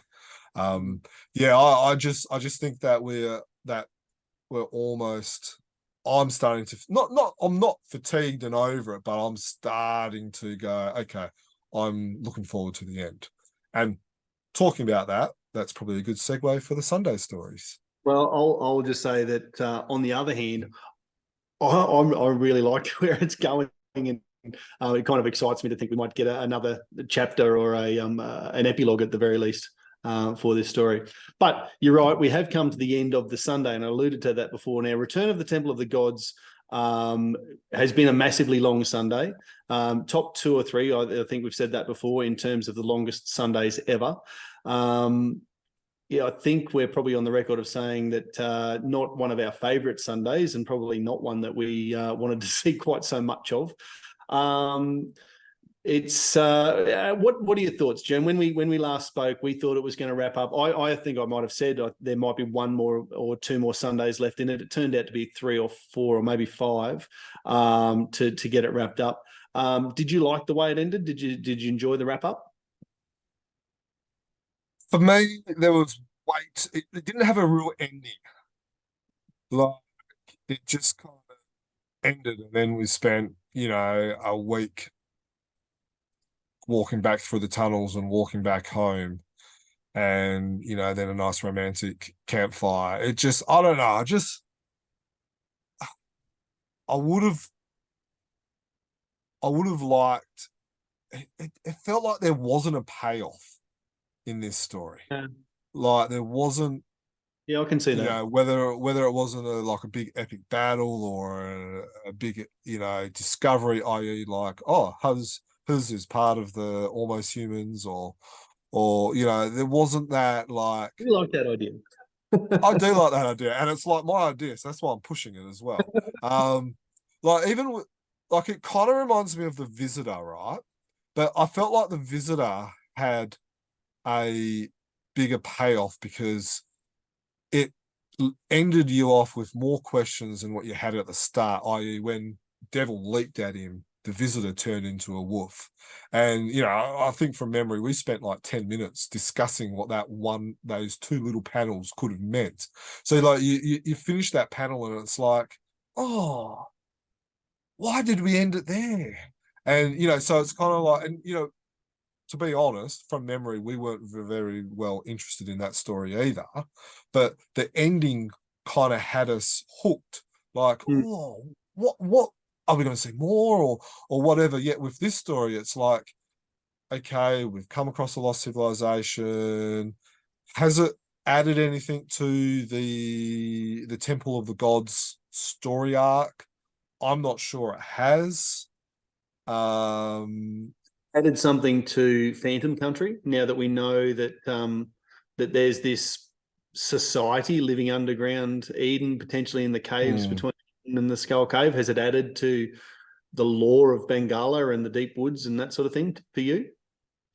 No, it hasn't added anything to me. It hasn't made me think, hasn't made me hasn't changed my opinion about the whole saga. I never liked the saga in the first place. I was open-minded. You know, there was times during the story where it went, ooh, I might be interested now where Tony's going with this. But by the end of it, I'm like, yeah, no, I still don't like this. Still don't like that. Yeah, I'm probably the idea of no payoff. I think I agree with you there. I did enjoy the last day, that one that's been on the screen for a little while there, just where they're discussing it. I enjoyed that relationship between the Phantom Diana, the way that unfolded. I enjoyed the scene, I don't know, probably 3 or 4 months ago now, where they were walking through the tunnels and saw you know, big visuals and artwork of the previous Phantom who'd visited the underground lair. But the whole idea of the society down there, and it was almost a bit of a political gab fest as to whether the Phantom's going to be allowed to go, or how are we going to treat him? And then Mina deciding to stay down there. Yeah, it just, it's almost like nothing really happened. Yeah. Look, from an aesthetic point of view, from an artist point of view, there was some amazing artwork. And it felt like Jeff had a little bit of fun creating some of these almost humans, like with their different animals, mannerisms and looks and stuff like that. So, you know, I enjoyed looking at it. Unfortunately, one thing I do wonder is, I wonder if Frew did let's just say they did a Temple of the Gods annual with this. No, would it make, I'm not sure. The stories that started in the newspapers, bring the Team Phantom stories in and finish it with this. Yeah, like, would that might make me appreciate it more, because I get to kind of read it all in one comic, and you know. Oh, I'd be tempted to leave the plastic sealed on that one. I don't know. It's just, I'm not sure whether that might go, oh, you know, I don't know. Yeah. Anyway, look, if you're listening and you've got different opinions, you really loved it, please let us know, because we're certainly not we're a long way away from being the be-all and end-all of Phantom fans. This one didn't float our boat, but there might be people out there who really enjoyed it, got a lot out of it. So let us know via the socials if that's you, or, as we've said, hit us up on email, chroniclechamber@gmail.com. I'm more excited, to be honest, about talking about Sunday 194. We've only seen, I think, 2 weeks. No, at the time of speaking, we must have seen the second panel, but I haven't actually cited it yet. It will have been published, but I've still only seen the very first week. So this one's called The Commander Will See You Now, which is a pretty cool name for a story, I think. And from Jeff Weigel's new title panel, I love that he's doing this still. The new title panel, we've got Phantom and Devil approaching the gates of the Jungle Patrol, and we're going to see that every Sunday through the duration of this story. And I like the way this starts. A bit of mystery. What's going on? A mysterious rider who may or may not be the Phantom, is riding up towards, certainly not the Phantom in costume, riding up towards the gates of the Jungle Patrol. Have you got this week's? Yeah, it's the Yucky format. So he's riding around. Obviously, you know, we all know it's, you know, the Phantom or John X. He's introduced himself as John X. Tell him it's John X. Yeah, so look, cool. Yeah, so now we discussed this possibility because Jeff Weigel posted a little preview and it looked like someone dressed up as John X in the Jungle Patrol. So we did say it might be John X. So, you know, we're proven right. So it's always nice to know that we can read a little bit into more than just one small little snippet of a panel. But yeah, look, what do you think? Obviously, there's only 2 panels, so we can't spend too much time. But one of the themes I do want to probably talk about a few different times as we go is, what do you think about the John X theme? I don't mind it. I think it's a good way for the Phantom to actually get in and talk to and develop relationships with the people who are in the Jungle Patrol, right from the Colonel down to, you know, the simplest patrolman or patrolwoman. I think, it was an unusual way of getting in, that whole developing amnesia and becoming a patrolman and then realizing and all the rest of it. But it's an interesting little story possibility, and I'll be interested to see how they explore it in this one. Yeah, look, as a general rule, I didn't like it. I think so. I'm looking forward to Jeff and Tony changing my mind on this one. Because I do. Sorry, no, what were you going to say? Oh, just that John X made an appearance, if you like, in the Daily Dungeons Undone, if only by over the radio, where they started putting 2 and 2 together and going, oh, the Phantom's there with John X. So so it's clearly a character that it was used for a really clever plot line in Dungeons Undone to find out who are the good prisoners and who are the bad prisoners. It'd be really interesting, like you say, to see what they can prove with that character play in this story. Yeah, look, I didn't mind. I preferred it over the Temple of the God saga. I thought it was clever. My only problem is that they've already got the unknown commander's already made a bit of an appearance, but I take your point, and I think it's a good point, where maybe disguised as John X, he can relate better to the Jungle Patrolman than the figurehead, in a sense. So I take your point in that. I'm intrigued of where we go with this. I do like Jungle Patrol stories. I hope Tony depicts them as an elite fighting force and not as overgrown Boy Scouts, which Lee Falk tended to do in his latter years. Well, I would like to see, them elite in crime fighting, elite in crime solving, elite in detective work, elite in fighting, in paramilitary stuff, in jungle surveillance, all this type of stuff. These guys are supposed to be, we all know the story. There's 1,000 applicants and they only choose 100 of those to test, and then out of that 100 they only choose 10 people. These are the fittest of the fit. Every jungle patrolman is worth 10 people in the normal military. People leave the FBI, leave the CIA, leave elite police forces to go join the Jungle Patrol. So they're not Boy Scouts.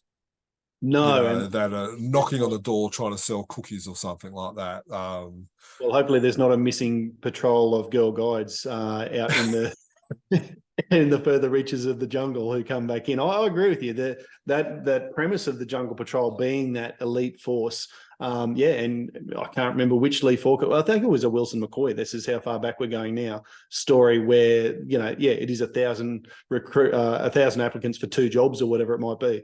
So let's see them be that. All right, so that covers the comics.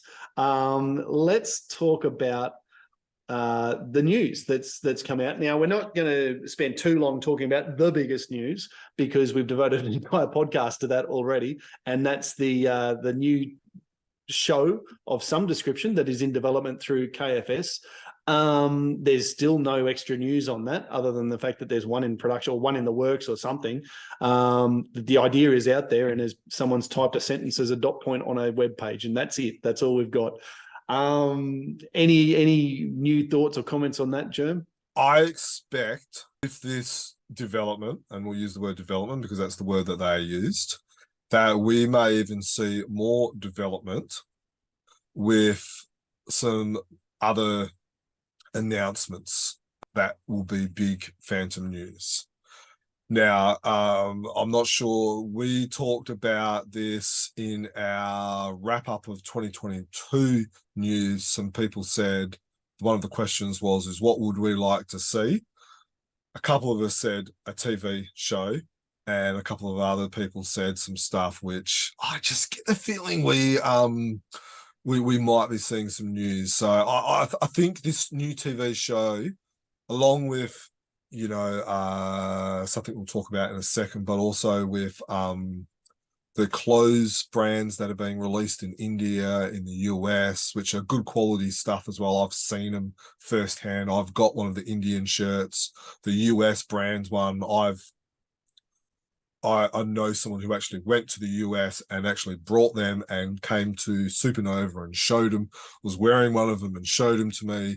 So, that the top quality type of stuff. So, seeing all this type of stuff with the TV show, which is, the big kahuna, so to speak, I think we are going to see some exciting times as a Phantom fan. Well, thinking back on that pod, I think the next biggest option was a new publisher with new stories, and there does feel like murmurs of that sort of thing happening potentially in the original home of the Phantom, that being the US. So I don't know. I know nothing. I'm Sergeant Schultz in this. I know nothing. But I have a vibe. I have a feeling that that's something we might hear from. All right. I know it's not listed in the rest of the news here, but I don't think we can talk about development of stuff without acknowledging that things continue to move for the Art of Play game. We keep seeing snippets up on Ash's website, his own socials, new little snippets and GIFs and that sort of thing of snips from the news. We saw that posters of the Art of Play game were appearing at the recent, was that San Diego Comic Con? Yes. So there is certainly that keeps moving, and we can't be far away from getting Ash on to talk about the next thing. We know that the Kickstarter's coming soon, and we're getting drip-fed information about that as well. So sorry to just throw that in there, but it's something that I think we do need to acknowledge. That is still moving. Yeah. Now, if you have listened to our last podcast, if you haven't, finish listening to this and then go back and listen to that. But he talks about basically the timeline to the end of the year, which includes the teaser video being done, the first 2 levels being done, and also a Kickstarter campaign, which includes things like t-shirts, stickers, mugs, key rings, figurines, all this type of stuff, which you would be able to, if you've got a bit of dosh, you can actually get yourself into the video game itself. Maybe you could be the bad guy that gets punched. So those type of things he has talked about in that podcast. If you can't remember the podcast episode, we will have that in our show notes as well. Very good. All right, let's keep moving because we've probably been talking about this for longer than we longer than we expected, given there was only 3 Frews to cover. Fantomen have announced their next hardcover collection book, and the link will be in the show notes for that as well, so you can find a bit more information about that. But in summary, it covers the 3-part Phantom Gladiator stories, 3-part Phantom Crusader stories, as well as the Legend of Rahotep, which is the Phantom in ancient Egypt. Those were all published between 2008 and 2011 in Frew, and now we've got Fantomen collecting them as a I guess a bit of a deluxe hardcover trade paperback with those 3 story arcs in them, if you like. How excited are you about that, Jerm? Look, they weren't my favourite stories. I feel like a real negative Nelly in this podcast. So I apologise for that. Maybe all those late nights watching Australia get beaten by the English has caught up on me.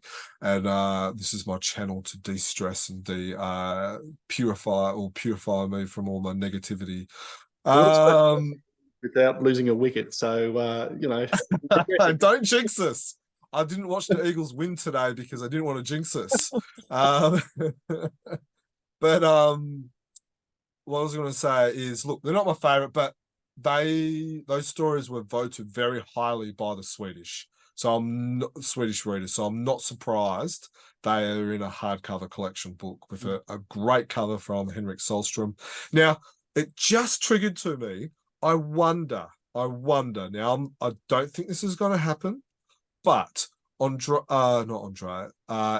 Constant, he would be an Andreas if he was in Swedish, but Andrew Constant and Jason Paulos have actually created some standalone separate Phantom Crusader adventures. I wonder, just maybe, they're going to be included in this hardcover collection as well. I will ask Andreas about that because this is purely just came to me while you were talking about it. But that could be kind of cool if it was to happen.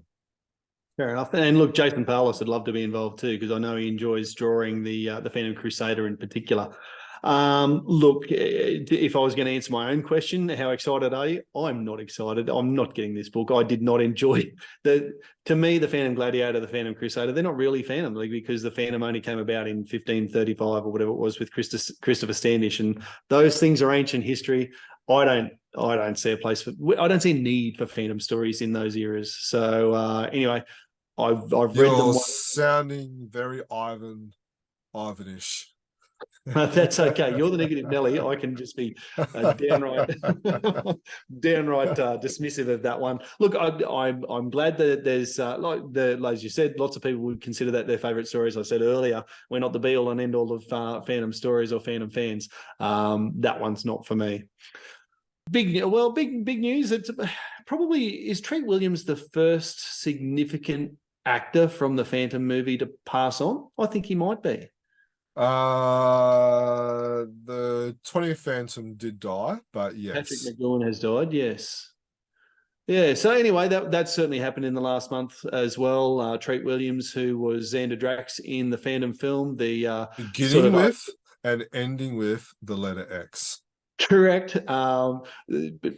Was central to the scene that made my son wince and cover his eyes when the microscope, blades came out and blinded the scientist. I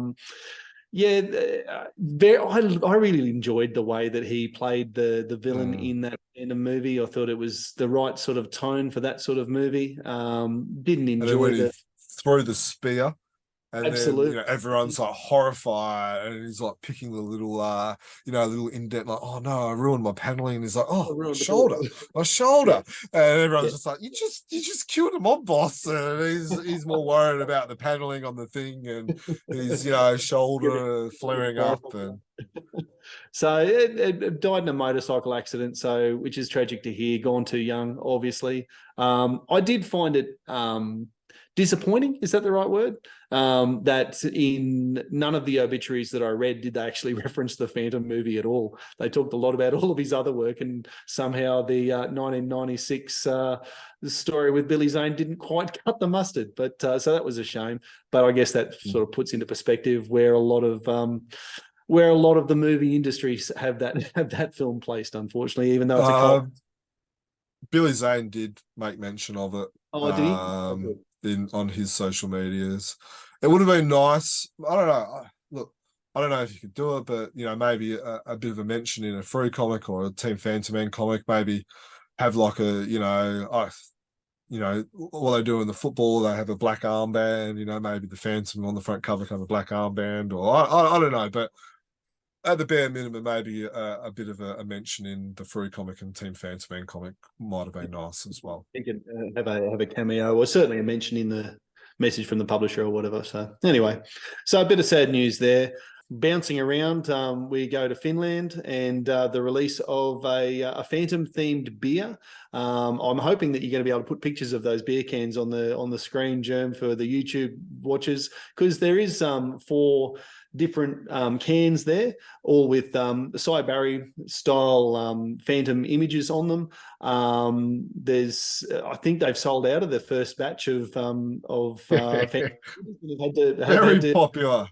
I've had to print a second edition, if you like, of these. So I think it's pretty cool, pretty fun to see that these beer cans have been released. I'm sure the Phantom is not going to be drinking any of them in the Skull Cave or up in the treehouse, but pretty cool to see them released in Finland. Now, unfortunately, you can't jump on a website and order a 4-pack to be sent to your home in Australia or America or wherever you live around the world. You're going to have to find a friend in Finland who wants to drink 4 beers and send you some empty cans.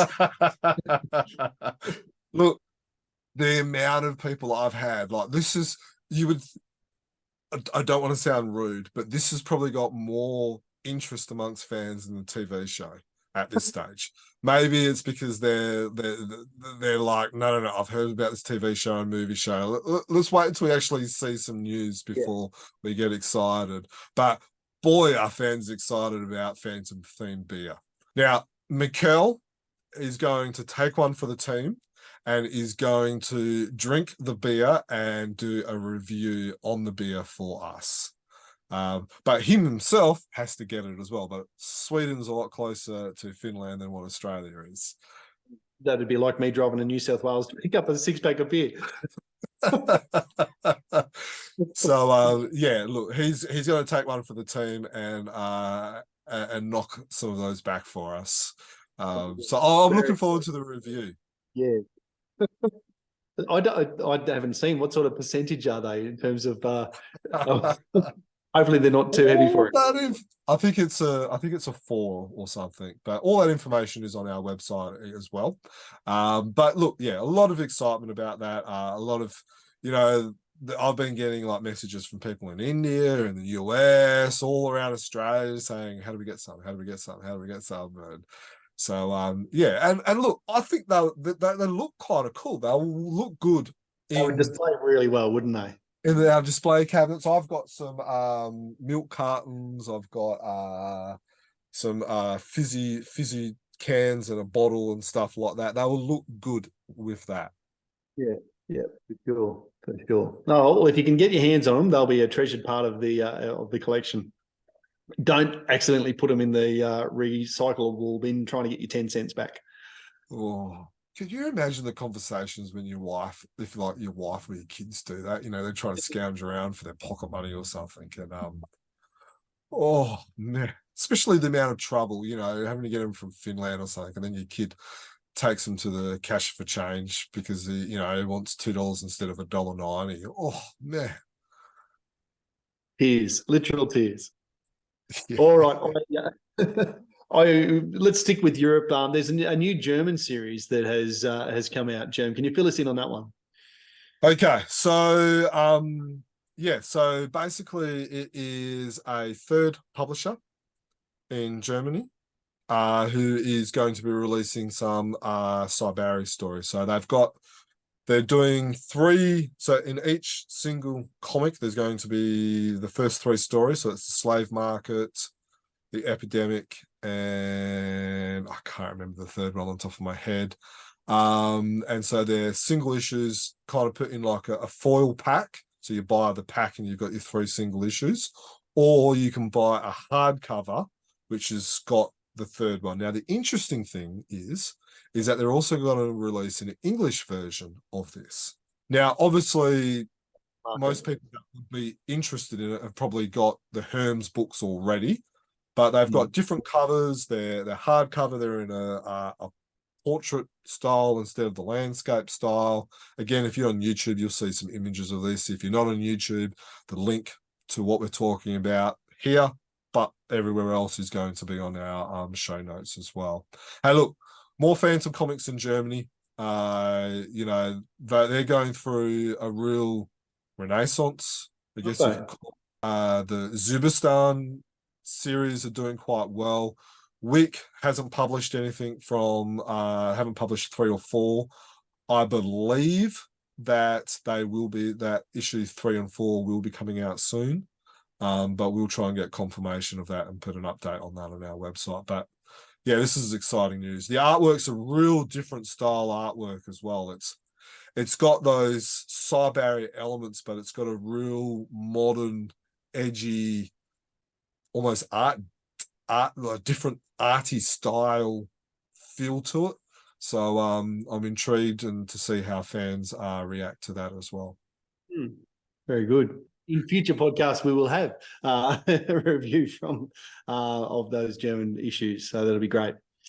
All right, we move now. We'll stick with Europe and not so much a new series coming up, but in fact a continuation of the oldest series, a continued series of Phantom comic books, if you like. They only release one a year, so it's not quite as impressive as Frew, who we reviewed issue 1949 tonight. But they have released a Phantom. I should backtrack. In Sweden, they've released a Phantom Christmas album once a year, every year since 1944. And in the last little while, we've seen, a sneak peek of the cover, which is by Luca Roberta, and some details of the contents. So three Phantom stories in the book this year. Cruel Revenge by Klaus Ramethi and Joan Boyks. The Deadly Masquerade by David Bishop and Kari Leppanen. So a couple of Team Phantom classic type stories there. And a replica of the 1973, so 50 years on, a replica of the 1973 Christmas album, which features Old Baldy from Lee Falk and Seuj Barry. So are the Christmas albums ones that you get every year, Jim? Yes. I really enjoy the Christmas albums. I'm trying to complete the complete set. I believe I've got about 15 left to get of the complete set, and they get quite pricey to where I am, kind of. I'm mainly after the 1940s and 50s. I've almost got a set from 1960 onwards. But yeah, I love the covers. They're nice and big. Just, yeah, I am enjoying him.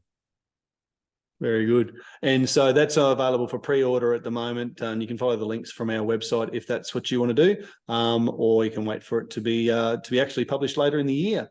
Norway also has got their 2023 annual contents and cover revealed. Do you want to take us through that one, Jer? Okay, so huge thanks to Christian and also the editors at Phantom, who were able to confirm some of the details for us. There was a lot of rumors going around that we believe this is what the case is, and then the editors were actually able to confirm that for us and send us the virgin copy of the cover as well, which we've included in the article. Look, it's the landscape format. They've been popular. There's 3 stories. 2 of the stories have actually never been published in a Norwegian Phantom comic ever before. One's an old classic Wilson McCoy story that's been recolored. And then, of course, there is the the Tony DePaul and Jeff Weigel Little Detective Goes Missing story in there as well. So it's pretty cool that they have included that. The 3rd story has been out of print, or hasn't been published for about 23 years. So that's a very similar time frame than what Frew does. So, it's good that story is, that's the fence. So it's a black and white daily story that's been recolored. So it's pretty cool as well. Very good. All right, coming back to Australia briefly. Recently at Supernova, Frew released their newest folio set, folio number 9, I think we're up to, if I check out my front cover, and the theme of Roughnecks. Now, we do have a review of this up on the website or on a YouTube channel. I've in a position where I've actually just picked this up in the last week or so. These have arrived, and I must say they, as A3 pictures, the Phantom dealing with all of these Roughnecks, they certainly it's probably it would be one of my favorite folio sets, perhaps my favorite folio set so far. I think the variety of artists and Roughnecks that they've gone with as well, and what each of the artists have chosen. I think Babadan was the only one who got in a couple of different images, which is really cool. T, obviously, that's might have been one of the sketches that Antonio Lemos was working on for the cover of T, because some similar images there. I thought these came out really well, and it would be a very handy addition to any collection. I like what Glenn Ford did here with the effects on his Toadmen. Made what might otherwise have been a fairly simple image into something quite stunning, I thought. And Shane Foley with his sort of a collage piece as well. Just a real. So go back to Chewy Chan's. Yep. Now, for those who haven't watched the review, that's not actually General Babu. That's actually the Python. It's a mistake. If you look at the Python's arm, you'll see the snake. The tat. Yep. Yeah. Oh, there you go. Well, there you go. So there's no double up then, and right through to future Ming the Merciless, and we were lucky enough to see the progress of that through Grange Wallace's work. But yeah, I would say that is probably my favourite folio set that's come out. They're not cheap, but they're good value, and there's certainly going to be images on there that you're going to love to have up on your wall or in a folder display. How much did it cost you to get it shipped? Oh, well, I got you got some other stuff. I got folio 8 at the same time. I hadn't collected that, so it was probably it was about $20 in postage. It probably says on the front of it. No, yeah, I got a few things all at the same time, so hard to say. Yeah. So without postage, it's less than $10 a print for a signed print. Because it was $95 and there's 14, is there, or 13? 13. So, so even if you add on $20 for postage, you're still paying less than $10 for a signed print. Now, you go to any convention, you are not going to buy A3 prints signed by, professional at a high standard artwork prints for less than $10. In Sydney and even in Perth, and a lot of prints were getting up to $25 per print. And a lot of people were forking out those. So people fork, it's $100, and it's like, yeah, but do the maths. Maths. 13 divided by 120 is about $9. So yeah. Look, I like them. Do you have a favorite? It's hard to say. I did like the Shane Foley collage because I enjoyed. They're all good for different reasons though. Like Marcelo Baez, with I love the triangle effect, and that really works well.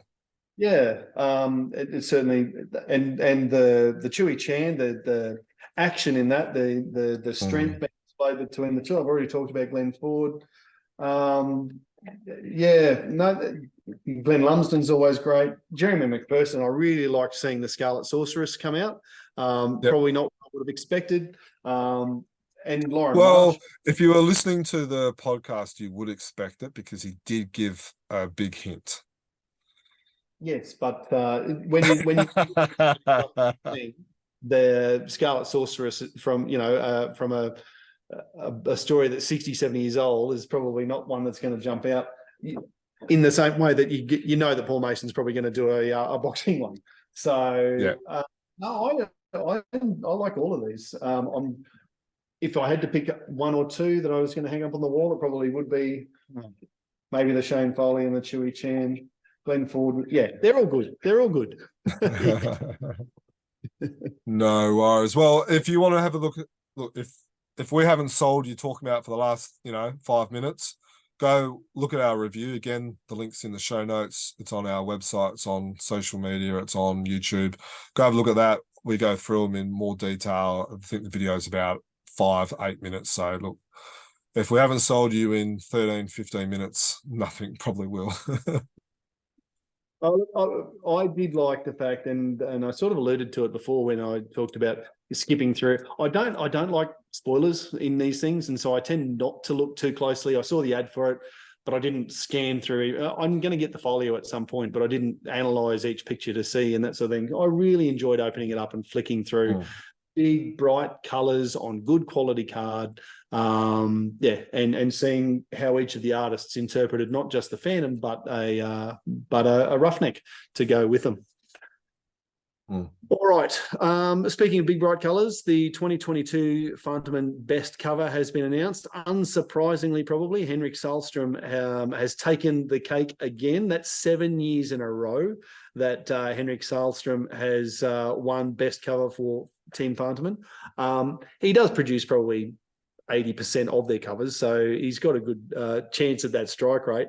But the winning cover, and you may well have this up on the page on the YouTube, Germ, but 16. No, the winner was, and I've got to expand this properly because it's issue 4 from 2022 was the overall winner of that one as voted by the Swedish fans. Probably not really surprising. It is a great image with the skulls in the background, your classic crossed-armed Phantom in the background as well, and then Hero and Devil galloping along with the Phantom riding into danger. It's a great image. From memory, and I don't know exact figures, but I think from memory when we all did our voting on the wrap-up of 2022, I think probably about 4/5, there would have been 6 of us who looked at it, and majority of us actually voted for that as well. When I was talking to Mikael, messaged me and he goes, I know, this is when the comic came out and before he'd written the article, he goes, I know which one won. And I said, is it this one? And he goes, yeah. So, it kind of, it won by majority as well, but it was a fairly clear winner in my opinion. Yeah. What is interesting is you made mention of Henrik winning it for the past 7 years since, I think there hasn't been, he's won it since 2016 onwards. Yeah, is that so far he has not produced a cover for the regular Phantom Man issues, and we're over halfway. So 2023, we might see a new winner. Oh, he hasn't produced one in 2023 at all. Yeah, no, he hasn't produced one in 2023 so far. That is interesting. That is interesting. So maybe he's just got this rock star cover that it's taken him 6 months to do, and he's just going to go, he's just going to boom, drop the mic and go, I only need one. That would be a new strategy for him. Yeah. He's a bit of a funny guy as well, so I could, yeah, but look, I don't know. Could well do. All right. Only a couple of things left on the news front. First one, the second last one, if you like. Hermes Press have got a new book coming out, The Art of George Wilson. Long-time Phantom fans will know George Wilson's name as someone who did some absolutely stunning covers for the Avon books. It's, we've listed here that he's done 28 covers in total by the time he did Avon, Charlton, a few of those American books as well. One of those Phantom covers has made it into the montage on the front cover of the Art of George Wilson book. It's a 300-pager, so there's going to be a lot of other artworks in there that are not Phantom related.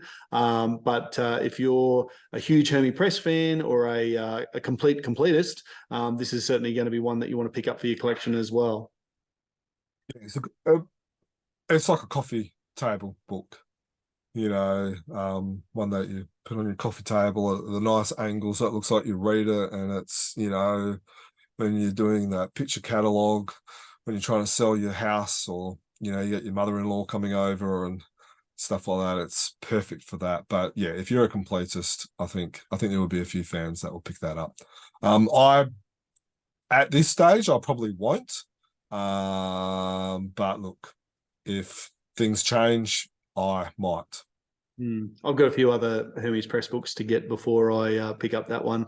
I haven't seen anyone make the comment, but it does make me wonder about that Art of the Phantom book that was slated many years ago now. I think I would absolutely pick that book up before I pick this one up. Yeah, exactly. Look, I've heard the odd rumor that it's still in development, using that word. But look, yeah, when we get when we get told it's coming, or when we actually see Dan do one of his videos promoting his new book and he's actually got a hardcover in front of him, I wouldn't get excited about that book. Absolutely. That will be a must-have if it ever comes to fruition. Yes.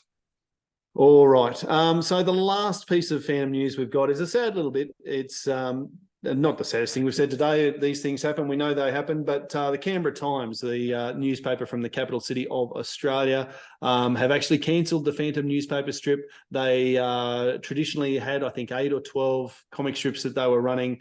They decided in their infinite wisdom, and the finance department must have tapped them on the shoulder and said, we can only afford one of these. I don't know how you make that decision that you can afford one but not the others. They decided to run a poll of readers. We did promote it through the Chronicle Chamber channels, but perhaps we found out about it too late, because I think we promoted it 2 days before it closed. I certainly voted. I guess you did too, Jerm, even though I've only been to twice in my life. I've never been to Canberra. I think I might have flown over it once or twice. I think the closest I got to would have been probably at Bradley's place, I would say. It's probably the closest I've ever been to Canberra. I lived there from the ages of 2 till 3, and my daughter lives there now and has done for 6 months. But anyway, we didn't stop us trying to get the Phantom over the line for the Canberra Times, but unfortunately didn't get the chocolates, and some other random thing did. I don't even know what it was. Yeah, I think we came second though.